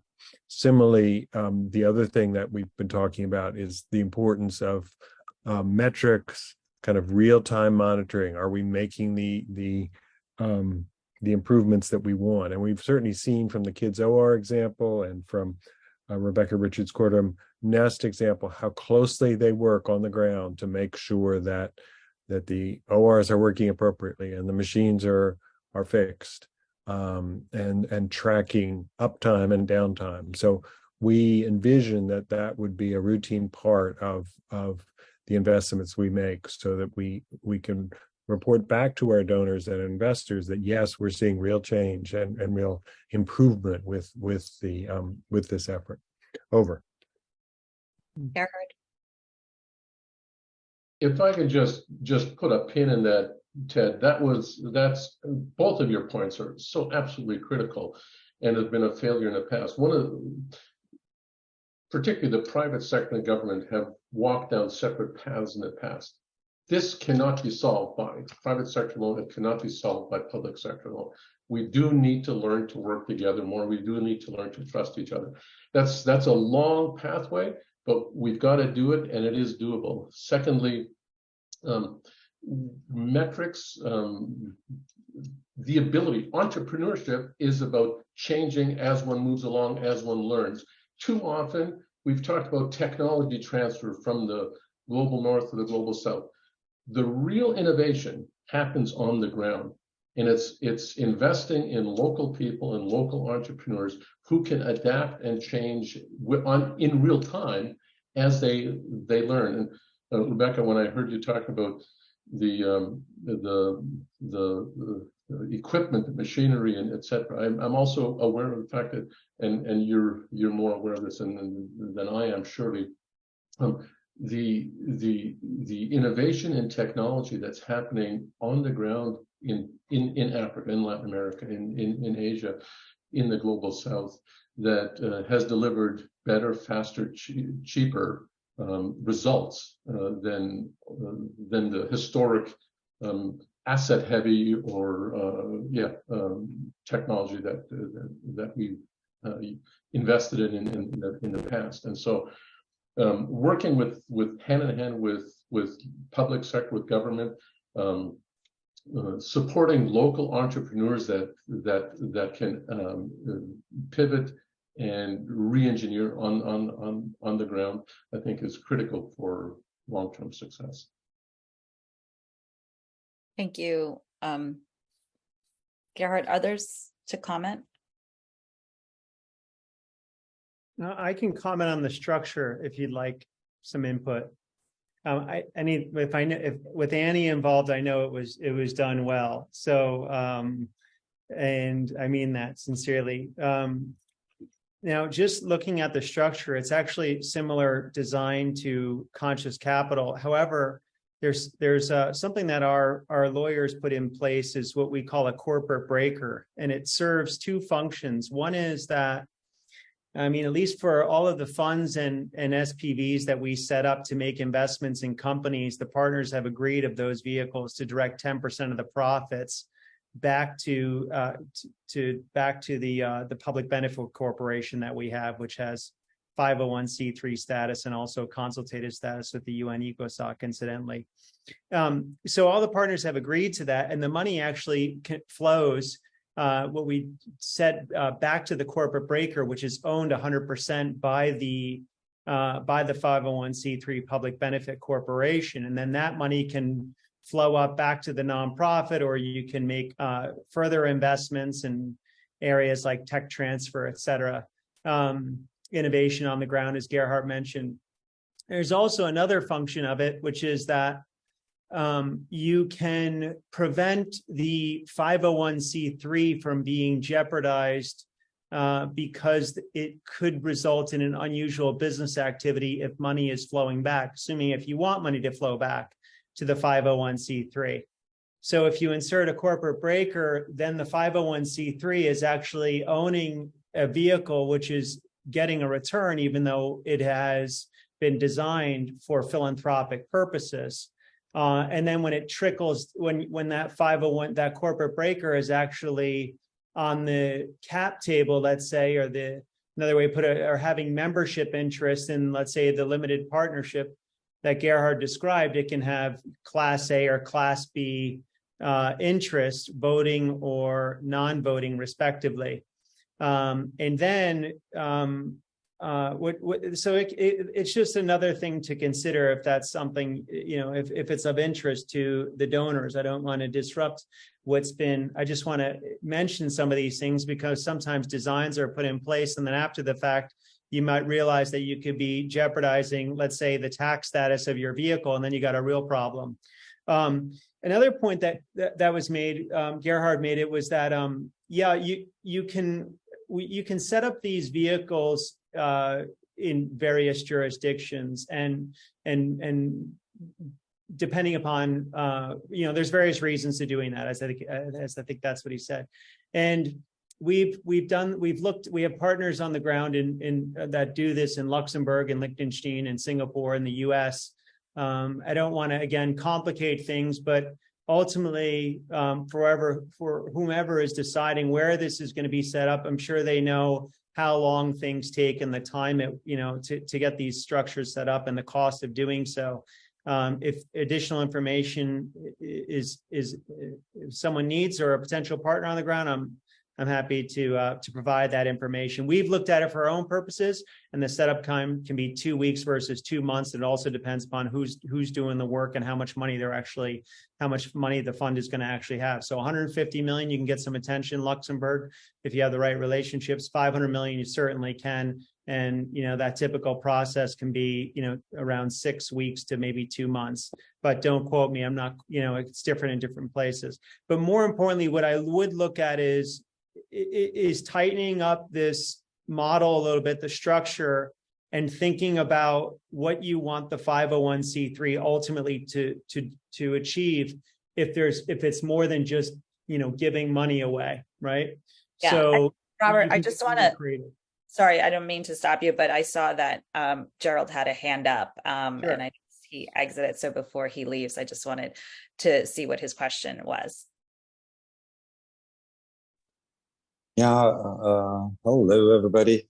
Good afternoon. Happy to see you. Some of you I know well, others I don't. So I'm Gerald from KfW. That is the German Development Bank. I don't know whether all of you know us. Thank you for presenting that nice chart, which I like. It pretty much also reflects what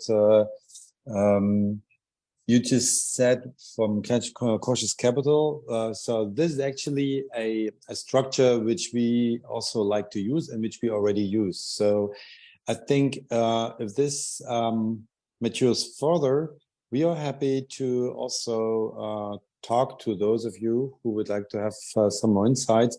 But also, I think, you know, GHIC, who is actually kind of one of those NFP organizations already working, and we work through GHIC and kind of a fund-of-fund structure, but also doing our direct investments as investors. So we are in both shoes, in donors' shoes and also in investors' shoes.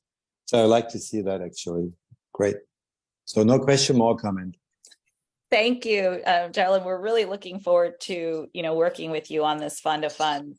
You know, you were so great with Annie and our little conversations right after the WHA session, and we really see you as instrumentally helping us.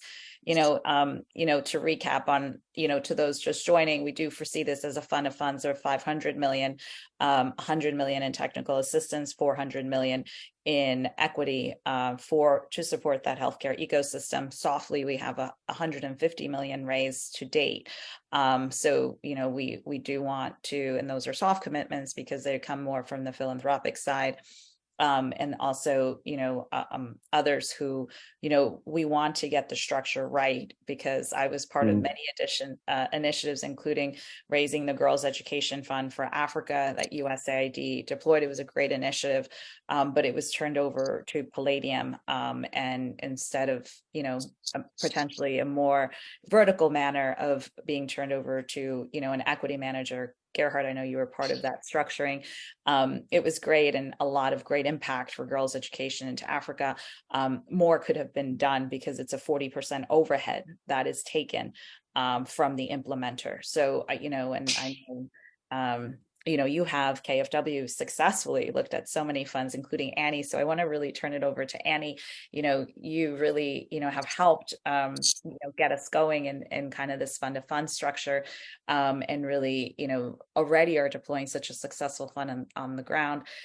You know, based on the conversation to date, you know, how do you see us, you know, moving forward? How do you see kind of this fund of funds? I get asked all the time, why do we need this fund of funds? You know, and so, you know, I'd like to turn that question over to the experts.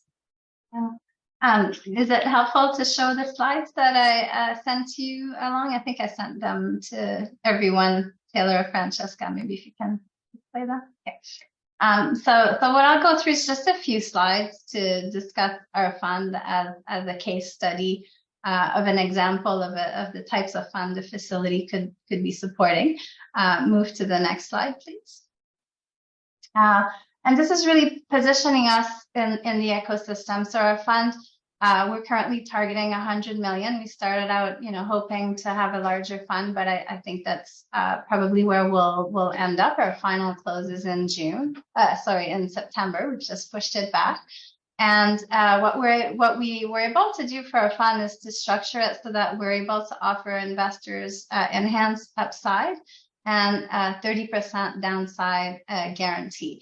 As we talk through the examples of investments we've made, you'll see that they are, you know, at the highest return expectation of the spectrum relative to other investment opportunities, but nonetheless, women and children's health is an area where investors are less familiar, and so the enhancements that we're able to offer were helpful in attracting groups that are just moving into impact investing for the first time, and the majority of which have never done anything in the global south. So we're sort of a teaser for those groups.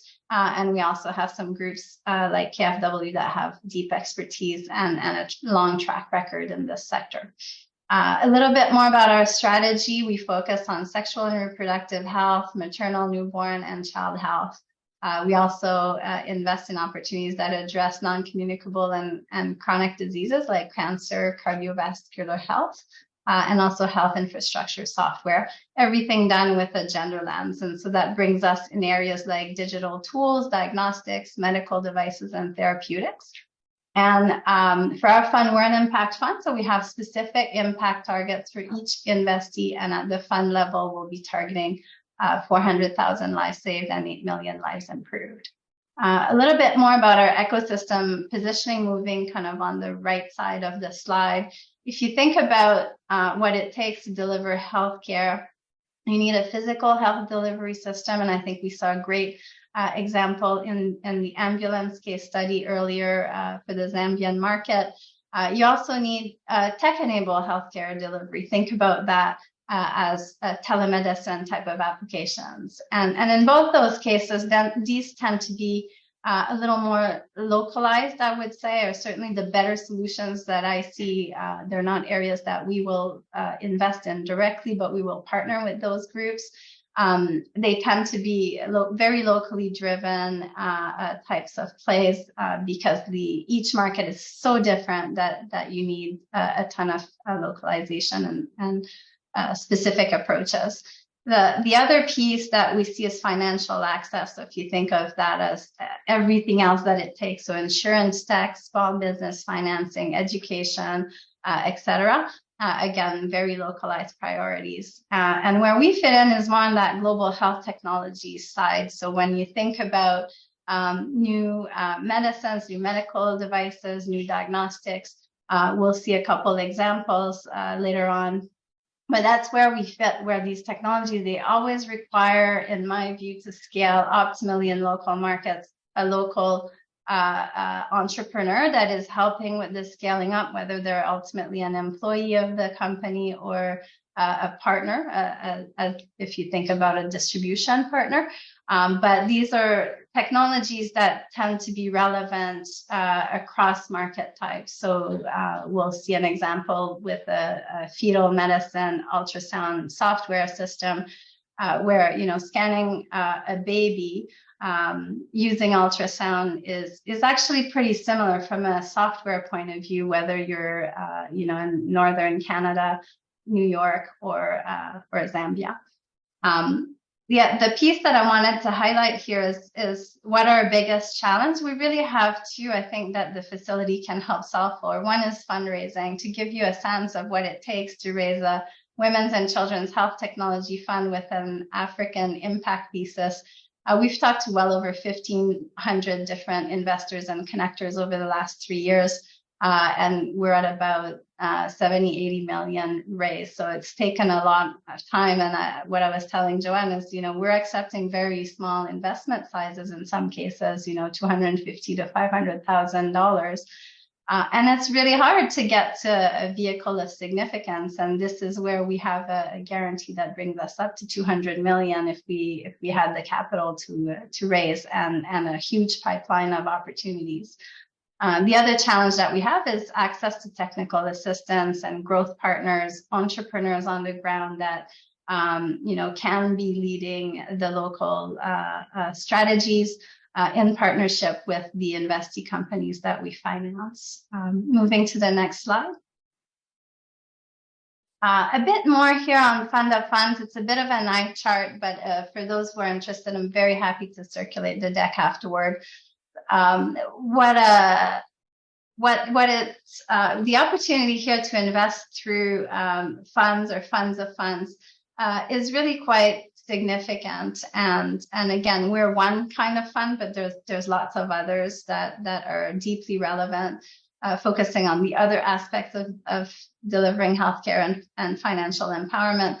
But the sector is in its infancy, and what we see in the next 10 years is $2.1 trillion changing hands, and yet there's not any kind of movement of money. In fact, what I've seen in the last 3 years players moving out of healthcare, out of gender issues into climate and other priority areas.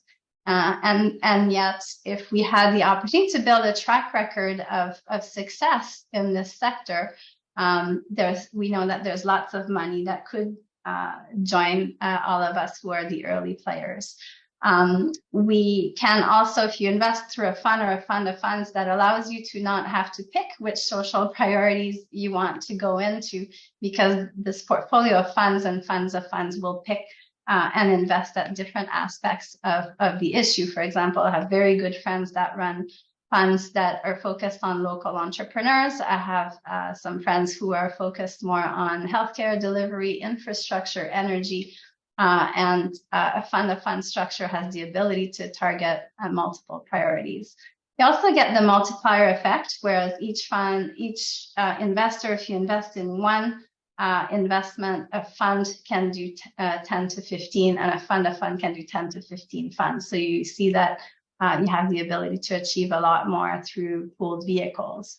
The other aspect of it is, it's been done before. So an example I often give is the fact that in the early 2000s, when I started in the investment sector, clean tech was kind of small. It looked sexy. It had died and been reborn multiple times since, but along the way, the strategic players got involved, and today what we see, in the energy sector, of course, the strategic players are the big oil companies. They now invest over $7 billion per year in lower carbon solutions, and VCs will invest up to $17 billion. So success is possible if we can create the momentum.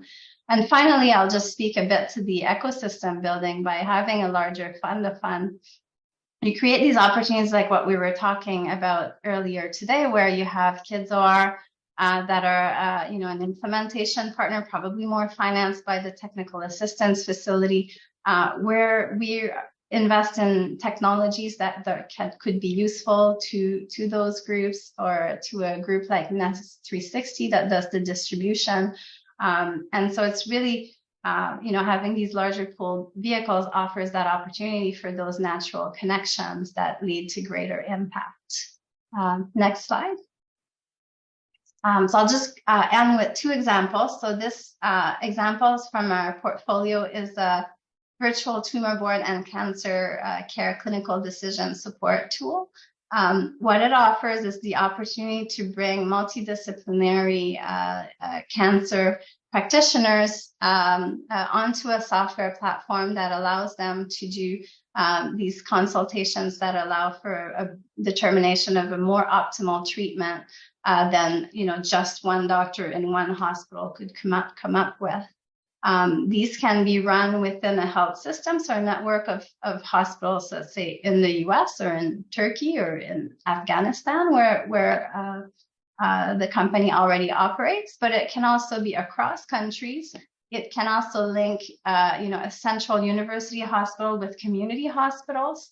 So there's a lot of different ways that this works, and it reads the information from whatever the electronic health record system is in that country region. You need a bit of integration in some cases, and it facilitates a virtual call and takes notes and records the treatment for future learnings.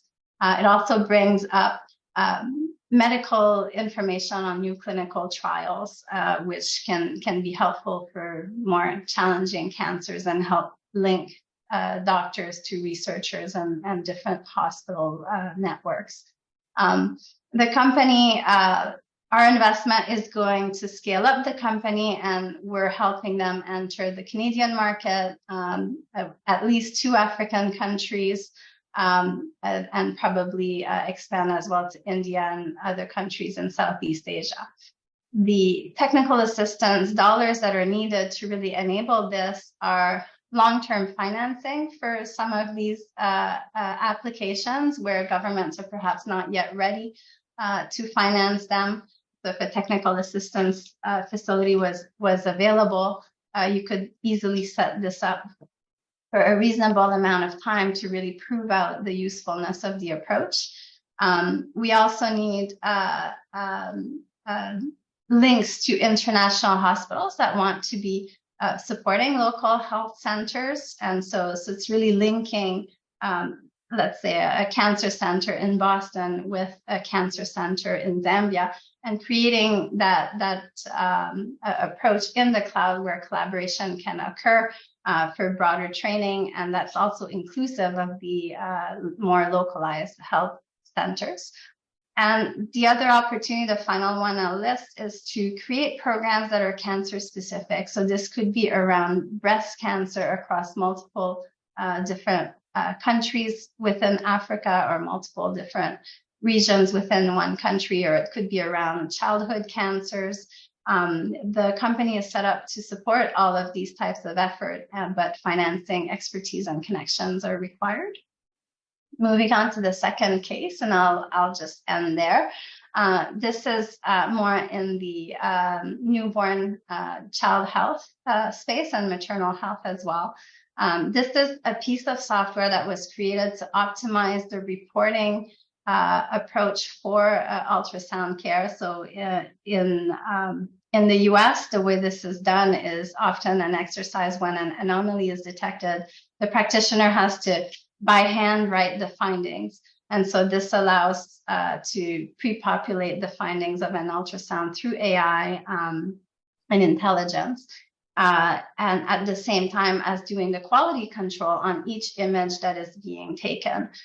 In the African context, of course, the huge benefit is, from what we understand, reporting is not even done and not often shareable.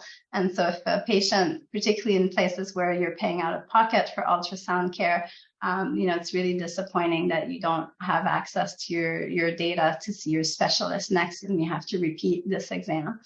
The other aspects of the software is it's highly tailorable to a health system. And so, for example, in India, we block out the gender. For example, in certain regions of Africa, you could tailor the diagnosis that you give to the things that are actually treatable. And you could start with simple conditions like placenta previa that can lead to postpartum hemorrhage.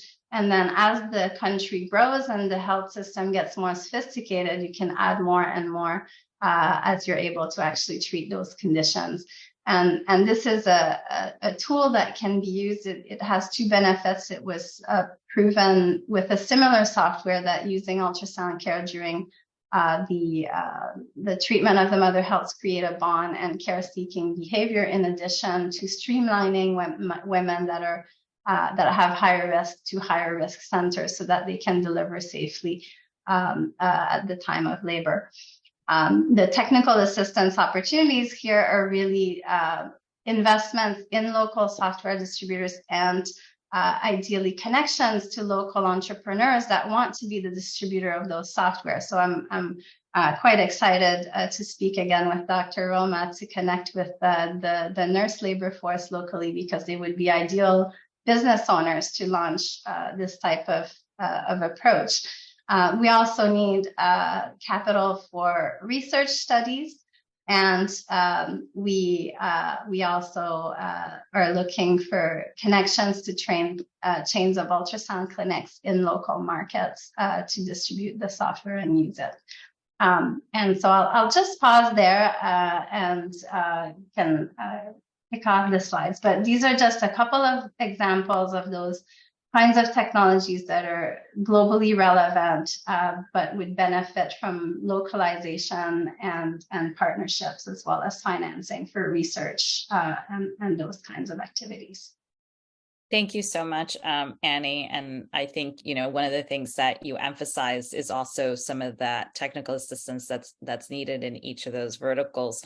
I'd like to turn it over to Dr. Ted for comment and Ben for others, but I think that's where, I know some of the partners have named the fund to date. And again, thank you to those that are in the audience and have offered those commitments to date. And so through the Women's Economic Empowerment for Tomorrow Fund, we intend to address, through technical assistance and also equity, those $500 million to deploy in each of these different case studies. Dr. Ted, over to you. Yeah, thank you for I mean, I'd like to thank all the people who've commented on the kind of the structuring plan, because your experience is very helpful to us so that we can do it right and actually show benefit, both in the health space and in the economic empowerment base. Over. Ben? Also much appreciated. And, obviously I'm a chemist by training and a recipient of grantee support. So my commenting on financial models should be taken with a giant grain of salt. But I am curious. So if this is the financial model that makes the most sense for promoting development, sustainable financing, what was left on the table? Like, what is a model that may have been considered for this space, but was rejected? What's the alternative? I'll turn it to Gerhard, but I just personally, before you jump in, CGHD was part of the design with the Canadian government on ABRAGE, the Africa Fund. We were not leading, we were helping the government of Canada to look at what ABRAGE was doing at the time. And so I think the investors here and some of you have experience on a fund of funds that had been developed and didn't work and really hurt the people. And so, I think everybody has learned a lot of lessons from that. And I don't think that will be repeated, because I know the investors here that we have, within this WEN network are not those types of investors that we've seen in the past. And so I think the benefit that we have at this model, and thanks to Dr. Ted and Dr. Key, you've joined, is that we're brainstorming it from the onset to avoid those errors that happen when people quickly structure and happily deploy capital because there's certain names associated to a fund. And so there was $1 billion raised for an Africa fund, and it was just not deployed in the right manner. But I'll turn it over to Gerhard, Annie, and others for comment to answer your question. Yeah, thanks. It's an interesting question, Ben. Let me say, in one of the models that was probably set aside was the purely private sector model. We did a review about, I don't know, half a dozen, maybe 8 years ago, on healthcare investments, private investments in healthcare. And while Africa has 16% of the global population and arguably 25%, I've seen 23 to 25% of the global disease burden, we found that only 0.1% of private capital invested in health goes to Africa. That's like a huge mismatch. And the reason is because private investors, whether it's CalPERS or any other pension fund, or the bulk of private capital is afraid to do that. The risk-return equation is not appropriate for them. The pension funds need to generate significant returns so that they can keep their pensioners in bread and butter for many, many years. And so the pension funds, where a lot of the global capital is housed, simply can't do that. But there are perhaps two entities in the economy that can change that. One is government. Government can invest its own capital or invest its own resources, which is done for some years, into healthcare and into those places where the private capital won't go. The problem is that government doesn't have enough capital to solve the world's problems and shouldn't. And so you come to this potential for government to change the risk-return equation for the pension funds or for any other private investors. And that's where we get into this blended finance structures. And so where government, when an investment strategy is super risky, the government might put in a lot of capital or only capital. As it becomes less risky or perceived to be less risky, the government puts in less capital, but takes on more of the risk than the private sector will. So the CalPERS pension fund, if a government will invest a layer of capital and take on most of the risk, the CalPERS pension fund will add capital as well. And so the structure that Joanne presented there and that I gave her some ideas about isn't the only structure. There can be numerous other structures, but essentially what is required is, I think, both TA and investment capital. And secondly, government capital that can take on more risk to get objectives achieved, and private capital coming in on top or after that. And there are different ways of technically structuring that. This is one way, based on my experience. We've structured in many places around the world funds of funds and funds, and so. But there are definitely other technical ways of structuring. But the principles are important. If I can add a little bit to everything Gerhard has said, but the other piece is financial investors don't like new structures. In global health, what I've seen in the last 3 years is I've literally had investors say no to my fund because it wasn't a crazy, wacky enough structure. They just want to do new forms of financing. My job in 2007 timeframe, I was one of those people that created those structures that blew up credit markets. New structures are not necessarily better. So I tend to favor structures that are somewhat understood. Of course, we're adding a bit of spice here with the layers and with the technical assistance on top, but fundamentally a GP-LP structure is something pension funds know well and understand. It's something governments have done before. So you've heard from Gerald at KfW, they've done this a great number of times. We've even had interest, they don't want to see us at Fund 1, but at Fund 2, by groups, very large insurance companies in Europe that would look at our Fund 2 if it was a little larger.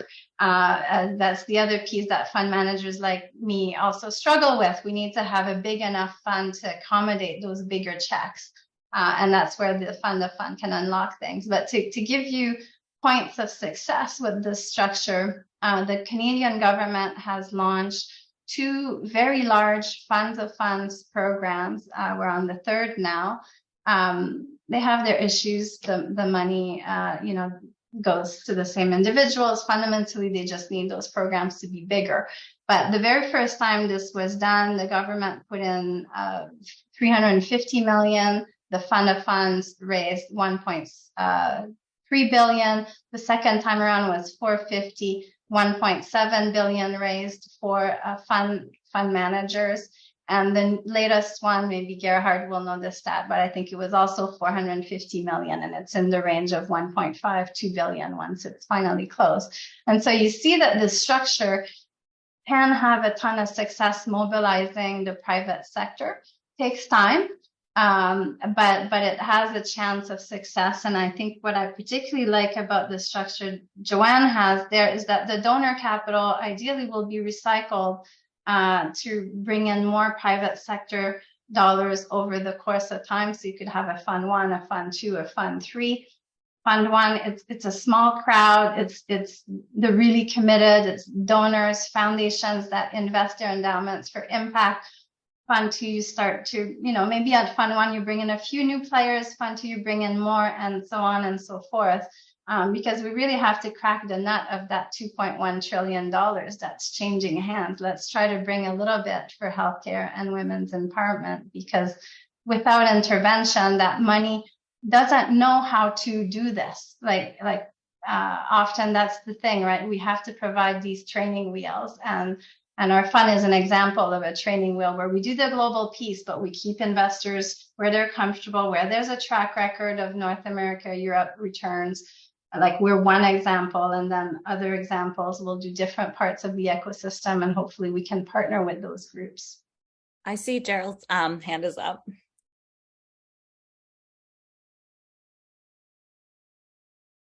Yeah, thank you. To that question, we at KfW also think of what else is out there, what we could do. But at the end of the day, if you consider you have either pure public or donor funds, like grant operational funds, okay, here you go, and you do, whatever you want to do. And on the other edge, you have pure private activities, be it impact or be it just purely commercial, return oriented. Then this scheme or this kind of structure is for us also as a public investor extremely important and interesting, as we can leverage those public funds, as it was said just now, right? So we invest in a higher, riskier tranche of a fund, and then by this you attract. Oh, hold on a second, I have to call that too.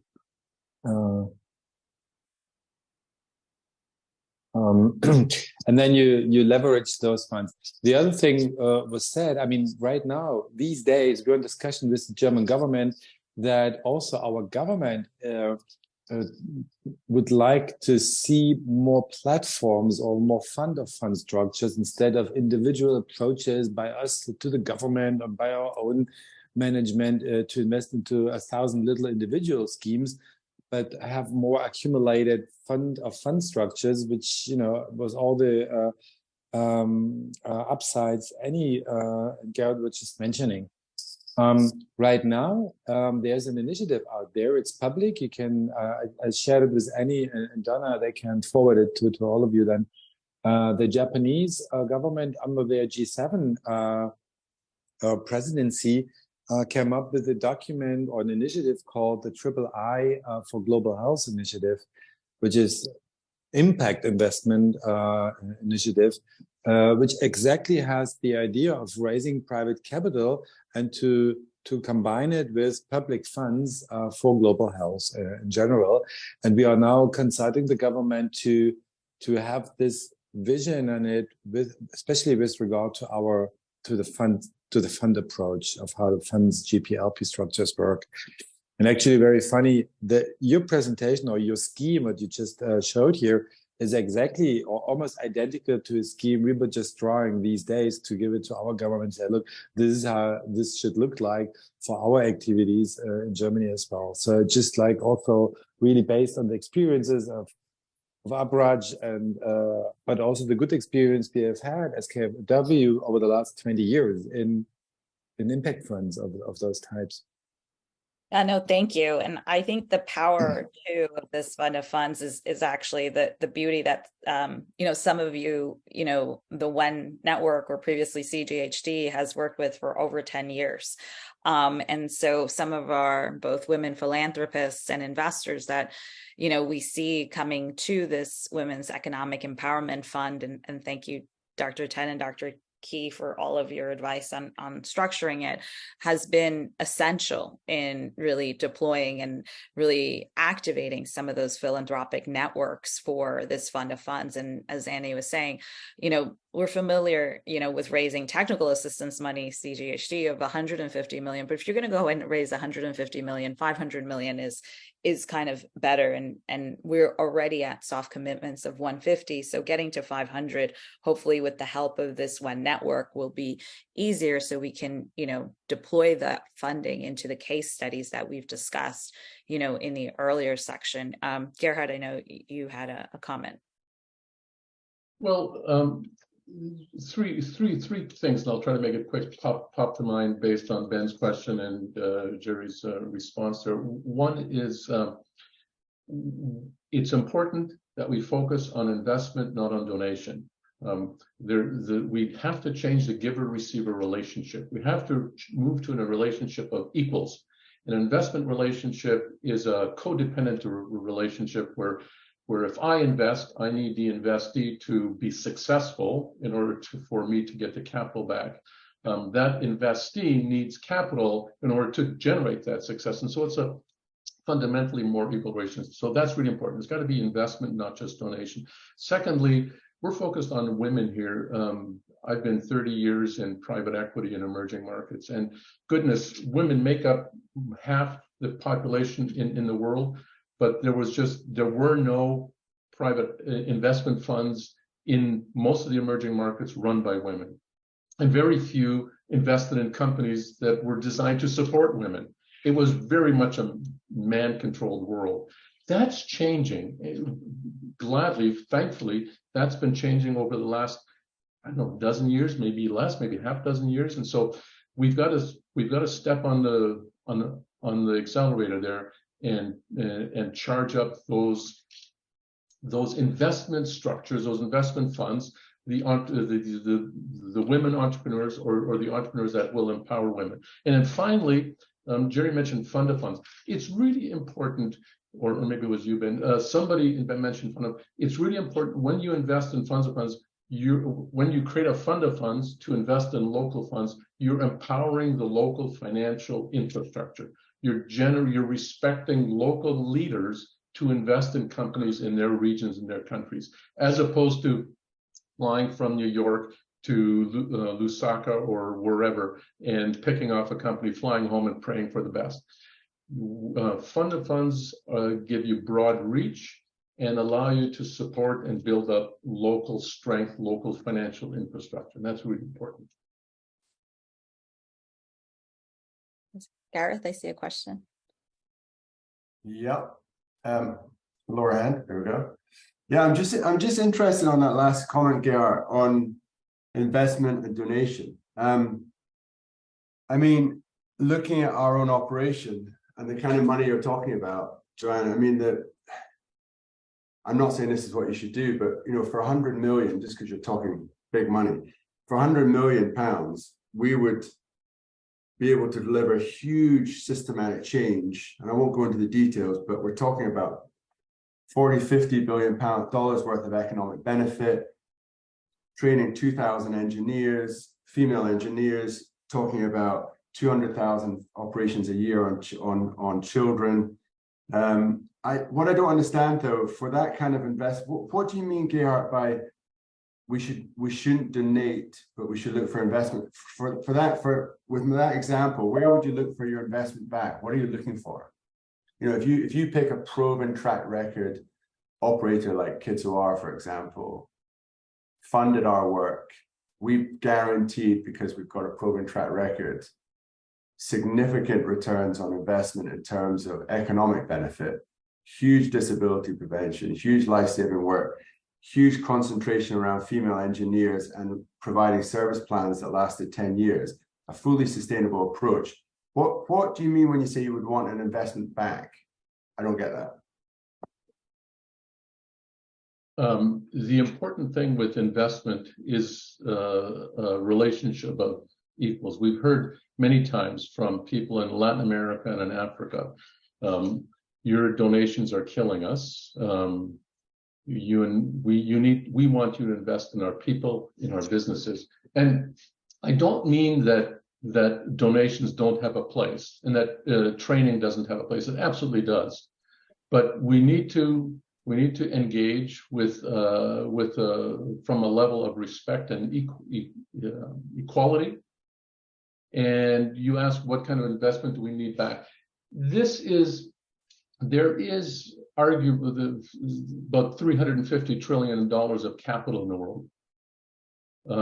Most of that is in the private capital markets, including pension funds and insurance companies and the like.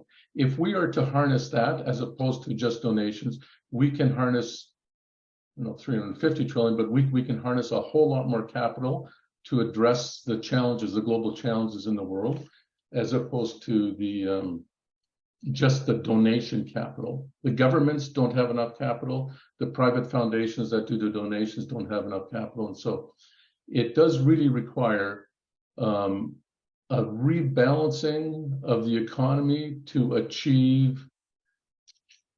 If we keep private capital only focused on profits and public capital or donation capital only focused on public good, we will never create a healthy new economy. We've screwed that up here in North America. We've screwed that up in Europe. I think there is a need to use private capital and public capital to build integrated economies that deliver livelihoods for families, which is in the economy, livelihoods for families, and social good in the community at the same time. And we can do that. Okay, so I get what you're saying. I mean, but I'm not sure, at some point, once you have this fund of fund in place, you're going to need people to deliver on the ground. So I'm maybe not being clear. I'm just asking, if, for example, you use Global Hospital or Kids OR as a delivery method, I still don't understand what you mean by an investment back. You're investing in us to provide you with a service. What is the investment back, though? I don't get that. Investment back.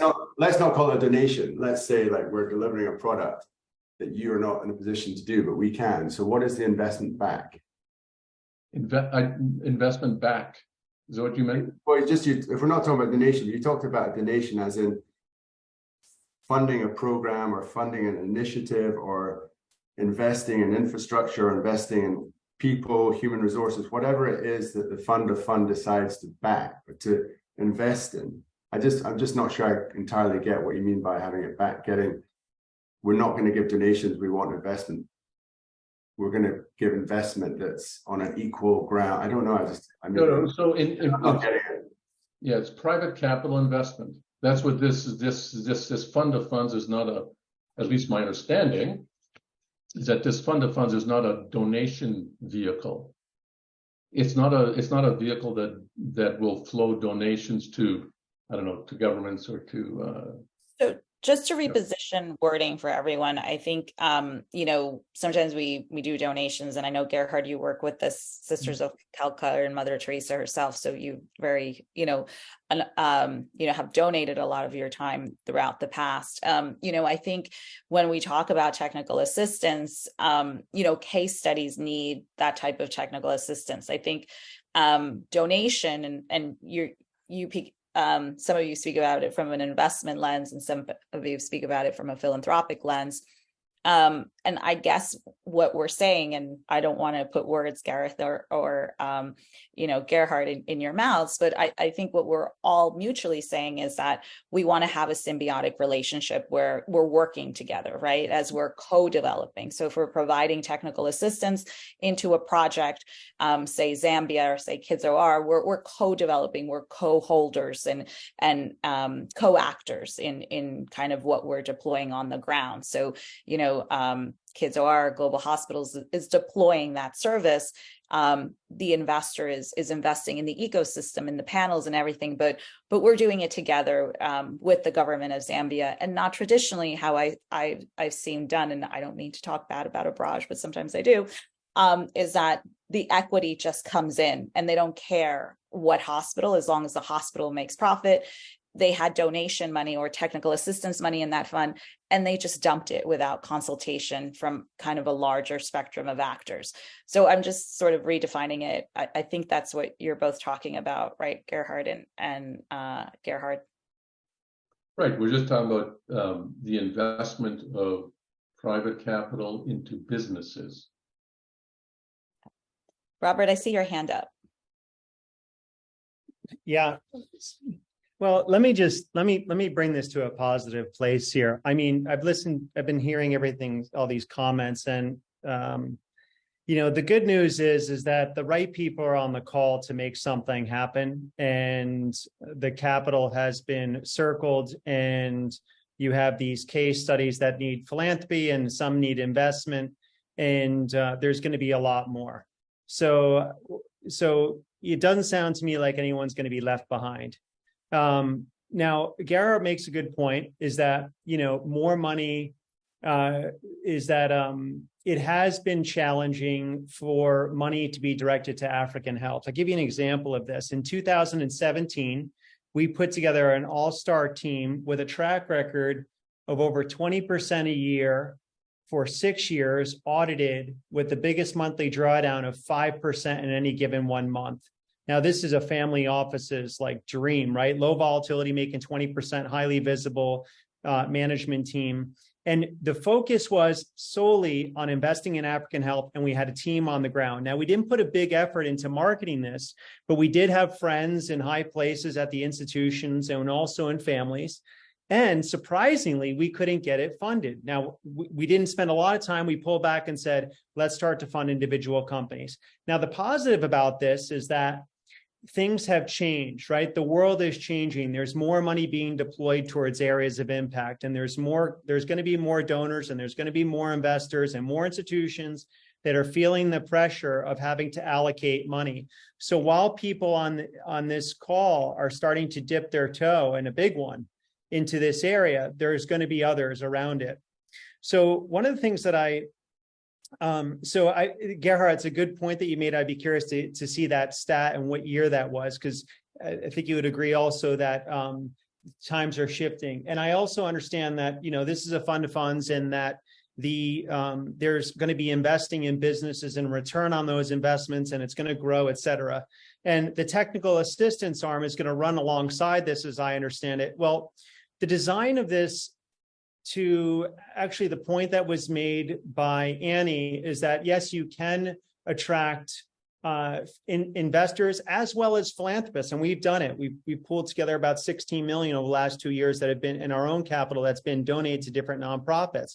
You can set up thematic nonprofit funds, and you can have individual companies outside the fund, or that other players, that private investors can fund. We do it today in quote special purpose vehicles. But on a high level, one of the things that I think about, and it's because of and I'm going to take my Conscious Capital hat off for a second. I'm going to put my family's foundation hat on. That foundation, which I have the privilege of being chair of, was set up 101 years ago. Now, because of that, when I think about donating, or when I think about investing, or anytime I create a structure, I think about how is this going to be sustained beyond the money that I can put into it and beyond my lifetime. And that's what I would ask the donors to give consideration of. If they're putting 150 million in, how can it not be their only money? Because 150 million is not going to solve the biggest problems in the world, but it's a start, right? It's a great start. It's an additional amount of what's already been deployed. Now, the right people are on this call to be able to attract that additional capital, right? Whether it's investment or philanthropic, and vehicles can easily be created, whether they're investment or philanthropic, and we have the people who are on that call. But there's also a bit of a tweak that can be made to an existing structure. And Gary, you put together a well-designed structure that works. And I'm not saying to necessarily change that structure. There's one ingredient that you can put into that soup without changing the whole outcome. And actually, it can achieve something else, which can actually result in growing the size of that 150 million. But we can talk about that on a separate note. But I just want to say, I see what's at play here and all the people that are involved. And I think this is a great way to transition to the next conversation in July. I don't know where we're going after this, Joanne, but there's been a lot discussed here, and everyone's putting forth like really great ideas, and the right people are on this call to be able to design this. So I certainly know from all of this how we can be helpful, from structuring to bringing together other investors and philanthropists, and the timing's really exciting. I mean, for us, like we're all in on investing in African health, and there may not be as many people joining us as we would like, but there's more than there was, let's say, in 2017. So I'm really encouraged by who is on this call and what we can do going forward. Thank you, Robert. And we're also encouraged by who's not on this call, because we often forget. But, I think in July, some of our women philanthropists will join us in person, and, some of those investors. And I just want to emphasize that the beauty of this fund, it is women's economic empowerment. So it's women-led, now, on the ground, and also for the benefit of women. And so I think that you see that predominantly. I think, a lot of the amazing work that the case studies have done, Zambia, Global Hospitals, I think those will be our priorities. And also Rebecca, biomedical engineering, as we move forward with both the technical assistance and the equity side. I just want to, before I turn it over to Ben, Dr. Ted, and Dr. Key, I know we were brainstorming in Geneva on the breakfast and the fund, and you have the experts here. So I know you have questions. I just wanted to turn it over to both of you. Dr. Ted, over to you first. Well, again, thank you everybody for joining us and for great ideas and sharing models. I guess the question I have for our investors and philanthropists is are there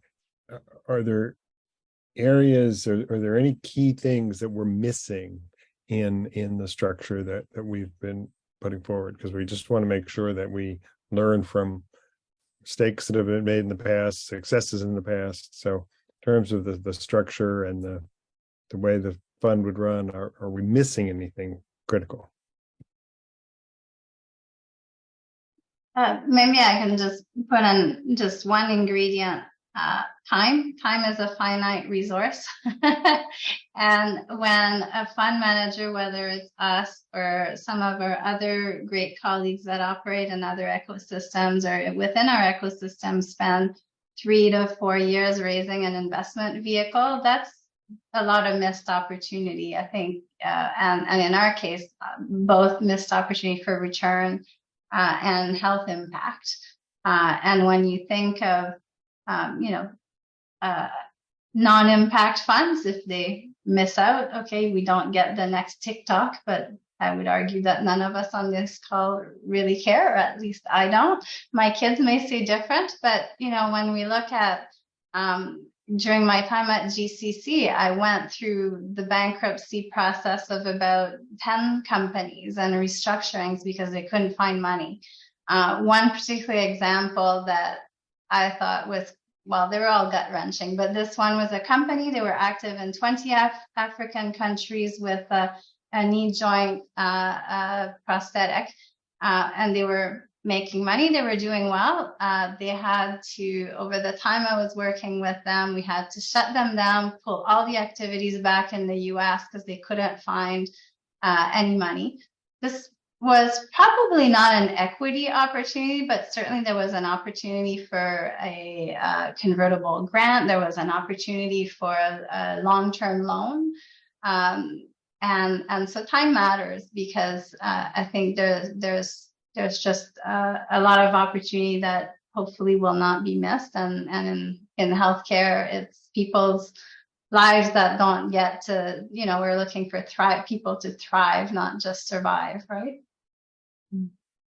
Thank you, Annie. Dr. Key? Robert, I just saw you on mic. Did you have a comment to follow up on Annie? No, I did. I have my hand up on the Zoom. I didn't know. Oh, you unmiked. That's why. But okay. No, I mean, just to say, it's, as I think about Annie, what Annie's doing in her presentation, it's very rare that you see a fund manager that can deliver returns, that knows their companies inside and out, and has also approached 1,500 potential LPs.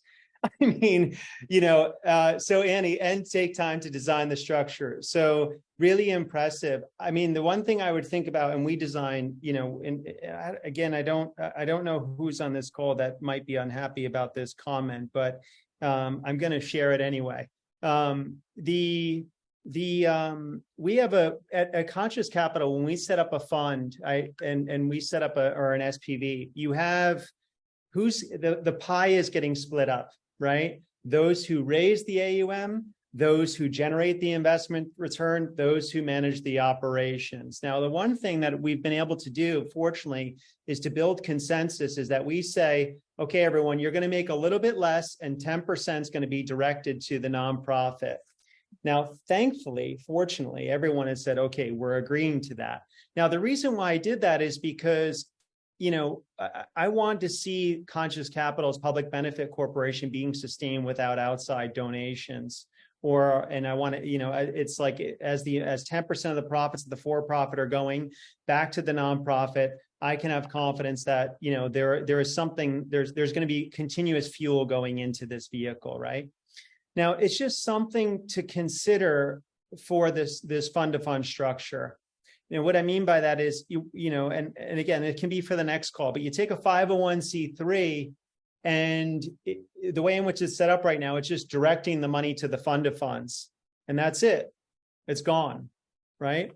Well, there's a way in which you can structure it where some of that money goes back and that can be redeployed. So then you're truly creating this circle. Again, I don't want to upset anyone, because it's going to mean ultimately less going around to the GP. But if I'm a donor on this thing and I'm part of that 150 million, if it was me, I'd say, how's this going to grow beyond my donation? And so I can help with that if that's of interest. Yeah, thanks, Robert. I'm going to let Gerhard comment on that quickly. No, I have no disagreements there, Robert. It's There are various ways of doing that. Giving up 10% of your return is also a form of donation that's voluntarily chosen. So one can certainly do that. The one thing that I'd probably ask the investors and donors is whether this fund of funds, this limited life fund of funds, is the most appropriate vehicle or a permanent capital vehicle. There's more call for permanent capital vehicles. Private investors generally don't like them, but government entities do. So it's something we can certainly ask down the road. Ben, you've had your hand up for a long time there. I don't want to be stealing. It's okay. There's momentum in the conversation. We'll keep it going. But yeah, so I want to take back a lot of these comments to our partners at the U.S. Department of State, the UK, and the IAEA, especially on who are very interested in innovative forms of financing. So if I can understand correctly, based on the discussion, the scale and the diversification of a fund of funds uniquely incentivizes the kind of capacity building because it's sectoral. And that the benefit is sectoral rather than investing in like a single hospital and being invested in that hospital succeeding. You're now incentivized to have the whole medical field succeed across the country. So I'm seeing some head nods. I guess I've got the right idea. So a question, there are incentives from governments to do development, incentives from investors and philanthropists. I also kind of represent incentives from the nuclear nonproliferation world to promote the peaceful use of nuclear technology. And so what is the best way for particularly governments to invest in these types of funds to specifically target nuclear technology, which then has a completely different incentive beyond development to just make sure that that's promoted and that there is a healthy ecosystem for the procurement and the sustainable use of that kind of technology? Because I think the fund of funds is really useful to get blended financing in. There may be some unique ways for governments to support that, and maybe it's not even just capital. It's not necessarily government funding, but it could be regulatory infrastructure, trade controls. I'm curious about your ideas. I'm going to let the investors jump in a second, but having lessons learned from having structured blended financing vehicles for other G7 governments that CGHD has done in the past 7 years, and by bringing some of the investors to the table, I think one of the things we have to look at is lessons learned. And part of that is that you can create these verticals that are specific. So just on, nuclear science and technology. But when you aggregate the capital is when it becomes more powerful. So putting a vertical cart into a larger fund, specifically a fund of funds, would be more beneficial than the government's repeating all the mistakes they've made. And we've dealt with many parts of USG, State Department, USAID, others that have done these vertical carts. They've been great at the beginning. They show promise. As they get deployed in years 3, 4, and 5, it lessens the impact because it's not sustainable. You've basically created a vertical that no one's supporting in the market, an investor or anyone else, because it's totally technical assistance driven at the time of the initial creation. And we've seen that in multiple governments that have created that, and that we've helped to create, but at the end of the day, in the years that follow, they don't work. A bigger aggregation of capital where you have nuclear science and technology and X-rays, you have nuclear science and diagnostics, you have nuclear science and what Gareth mentioned earlier for solar energy, clean water. If you aggregate it into a healthcare ecosystem or a bigger umbrella, it does a lot more over time than creating the vertical that gets you the announceable by the governments and checks those political boxes, but doesn't actually create impact. But over to Gerhard, Robert, Annie. Just a comment there that if there's an incentive to promote nuclear technology, especially if it's diluted in another fund, there may be reduced interest for that particular source of interest. That was where I was gonna go. Is I think one of the challenges that we have as private sector investors is we consistently get asked by groups to focus only on their priorities. As a business owner, as a fund manager, I need a certain pipeline to create an investment vehicle that's going to provide returns and that's going to be attractive ultimately, because I want those pension fund dollars that Gerhard was mentioning earlier. If I have to limit where I look for deals geographically or by sector, it makes my business impossible to run, which ultimately doesn't serve you. But where I could see this playing out, if you look at the kind of rosy side of the equation, is let's think of oncology as a place where nuclear products can proliferate. We invest in a software platform that enabled, let's say, the country of Zambia to offer high quality cancer care for their country, starting with perhaps a few reference centers that they have on the ground, maybe expanding to a few new centers that Kids OR is pulling together for kids cancer care, and so on and so forth. Within that cancer care pathway, there will be opportunities for nuclear technology, and there will be, I can only imagine, some technical assistance needs to unlock the barriers for the use of that peaceful, the peaceful use of those technologies. And so what I would say is the fund of funds structure allows you to sprinkle in your priority, and your priority will be more benefited by strengthening a whole system than trying to say, okay, I want my dollars only on that one priority and nothing else. That actually, well, if let's face it, if you're trying to address cancer, if you increase care-seeking behavior, you're going to catch cancer at stage 1 instead of stage 4, where you can actually do something. And so it's really taking that holistic view that the fund of fund combined with the technical assistance can offer. Other tools can be used, but this is one that is currently not being done, and that could add value. So that's, I guess, the small fund manager's plea to not handcuff us so we can't make it work. Thank you, Annie, for that, because one of our donors, philanthropic donors to the fund itself, is focused on women's cancers. So thank you for that repositioning. Dr. Key? Yeah, thank you. I just wanted to see if I can try to close the gap between the conversation between Gerhard and Gareth. There's this idea of investment from a purely commercial, type of venture where you get a return, right? And I think, and Gareth, when David presented, it was about more the macroeconomic effects of investing in surgical care. And I think that's where maybe the gap is. So if, let's say in Zambia, there's the idea is to build 5 women's cancer care centers, right? And it will cost $5 million to build these out.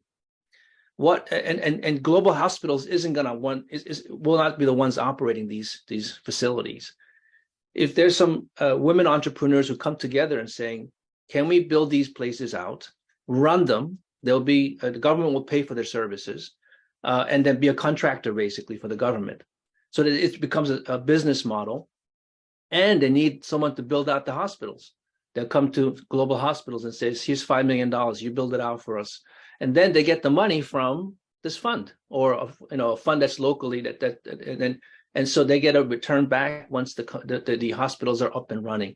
So is that sort of what we're talking about here? Like, does that make sense, or am I on the mark here? Thanks, Keith. That's clear. Yeah. Thank you. I think that's the hope is to, from our perspective, we want to see these health centers being built so we can provide them these better tools so they don't operate the way we operate our health systems that are quite expensive. It's quite interesting as a thought process. And it is, Dr. Key, I think you're right. There are private capital isn't the answer to everything, not by far. I'm involved with the support of mental health delivery systems in Africa. That will never be a self-sustaining, profitable enterprise within the African economies. That needs to be supported through public sector funding, but there are elements of the economy that can that can be supported through private sector in investment, including, as Annie said, certain tools and diagnostics, certain delivery methods that can be used by the mental health delivery systems, by hospitals, by whatever. And this fund of funds is an investment structure that is designed to invest in economically sustainable solutions in the local economies. And that can include, even as the gentleman from Nigeria, from Zambia spoke about earlier, the community health workers. We have invested in community health workers as entrepreneurs in various countries that have become very successful. They become part of that's there now. These men and women as community health workers are running mobile clinics, if you will, and are putting food on the table. And that for them is a viable economic enterprise in their local economy. And so this is, I think, the fund of funds does what you described, Ben. Is it diversifies investment in many different enterprises, and as I think whoever said it, Annie or whoever, sprinkles in a variety of different areas of focus. And delivers a whole lot of capital to those local markets. Thank you. I think it's a wonderful idea, and I'm looking forward to working with all of you on the structure and when as the partner and the fund of funds, yes, can achieve diversification and then fund the underlying managers, which can hit each of these areas and run the philanthropy aside. Sorry to jump in, Joanne. I just wanted to say that because I have a hard stop in a few minutes, and I just wanted to make that comment that I'm looking forward to continuing this discussion, working with Wen. The fund of funds looks right on. Thank you so much. So I know we're way out of time, and I really thank everyone for helping us, both in the structuring and, we've set a tentative date to meet towards the end of July. So we're looking at the week of, just pulling up my calendar, the July 24th and 20 to do that meeting. And I know, it will be hybrid, but I think we are really pushing behind the scenes, at least our women philanthropists and investors that are part of WEN, to finalize the structure. Again, I think since WHA, we've had soft commitments of 150 million. I think that the case studies make it real. And so thank you, Gareth and David and Annie and Dr. Roma. I see Malinga, I don't know if he's still on yet, but, Rebecca from Biomedical Engineers. I think that having the fund is one thing, but we at CGHG have raised many funds throughout our decade, a lot on technical assistance funds. I think having the case studies that show the quick impact, and as Ben said, hopefully, I think these case studies, some of them are clear examples on nuclear science and technology. We can have the quick wins and really look at that low-hanging fruit, as we're finalizing the structure of the deployment of a bigger fund. Dr. Ted and Dr. Key, and then Ben, I'd like to turn it over to you as well for some final comments and thoughts.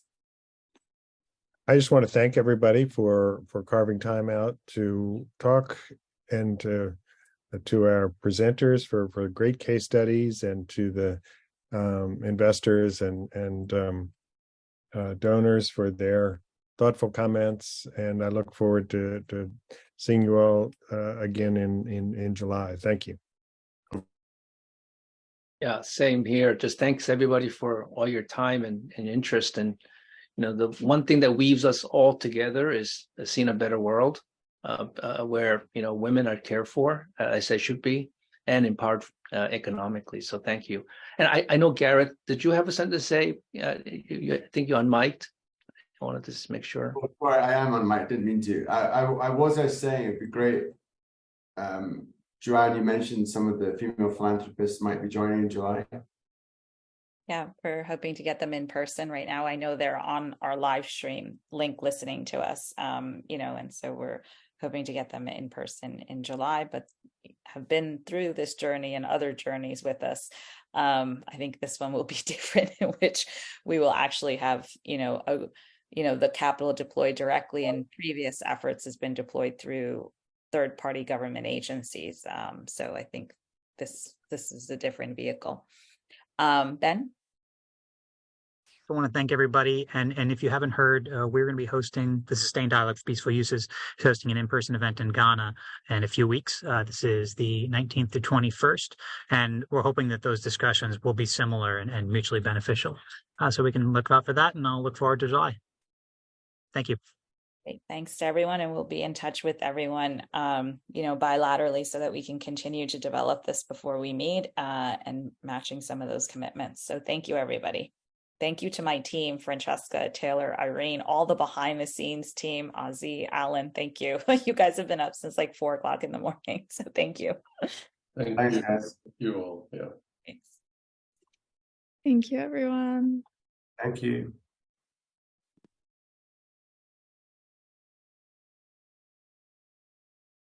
Bye.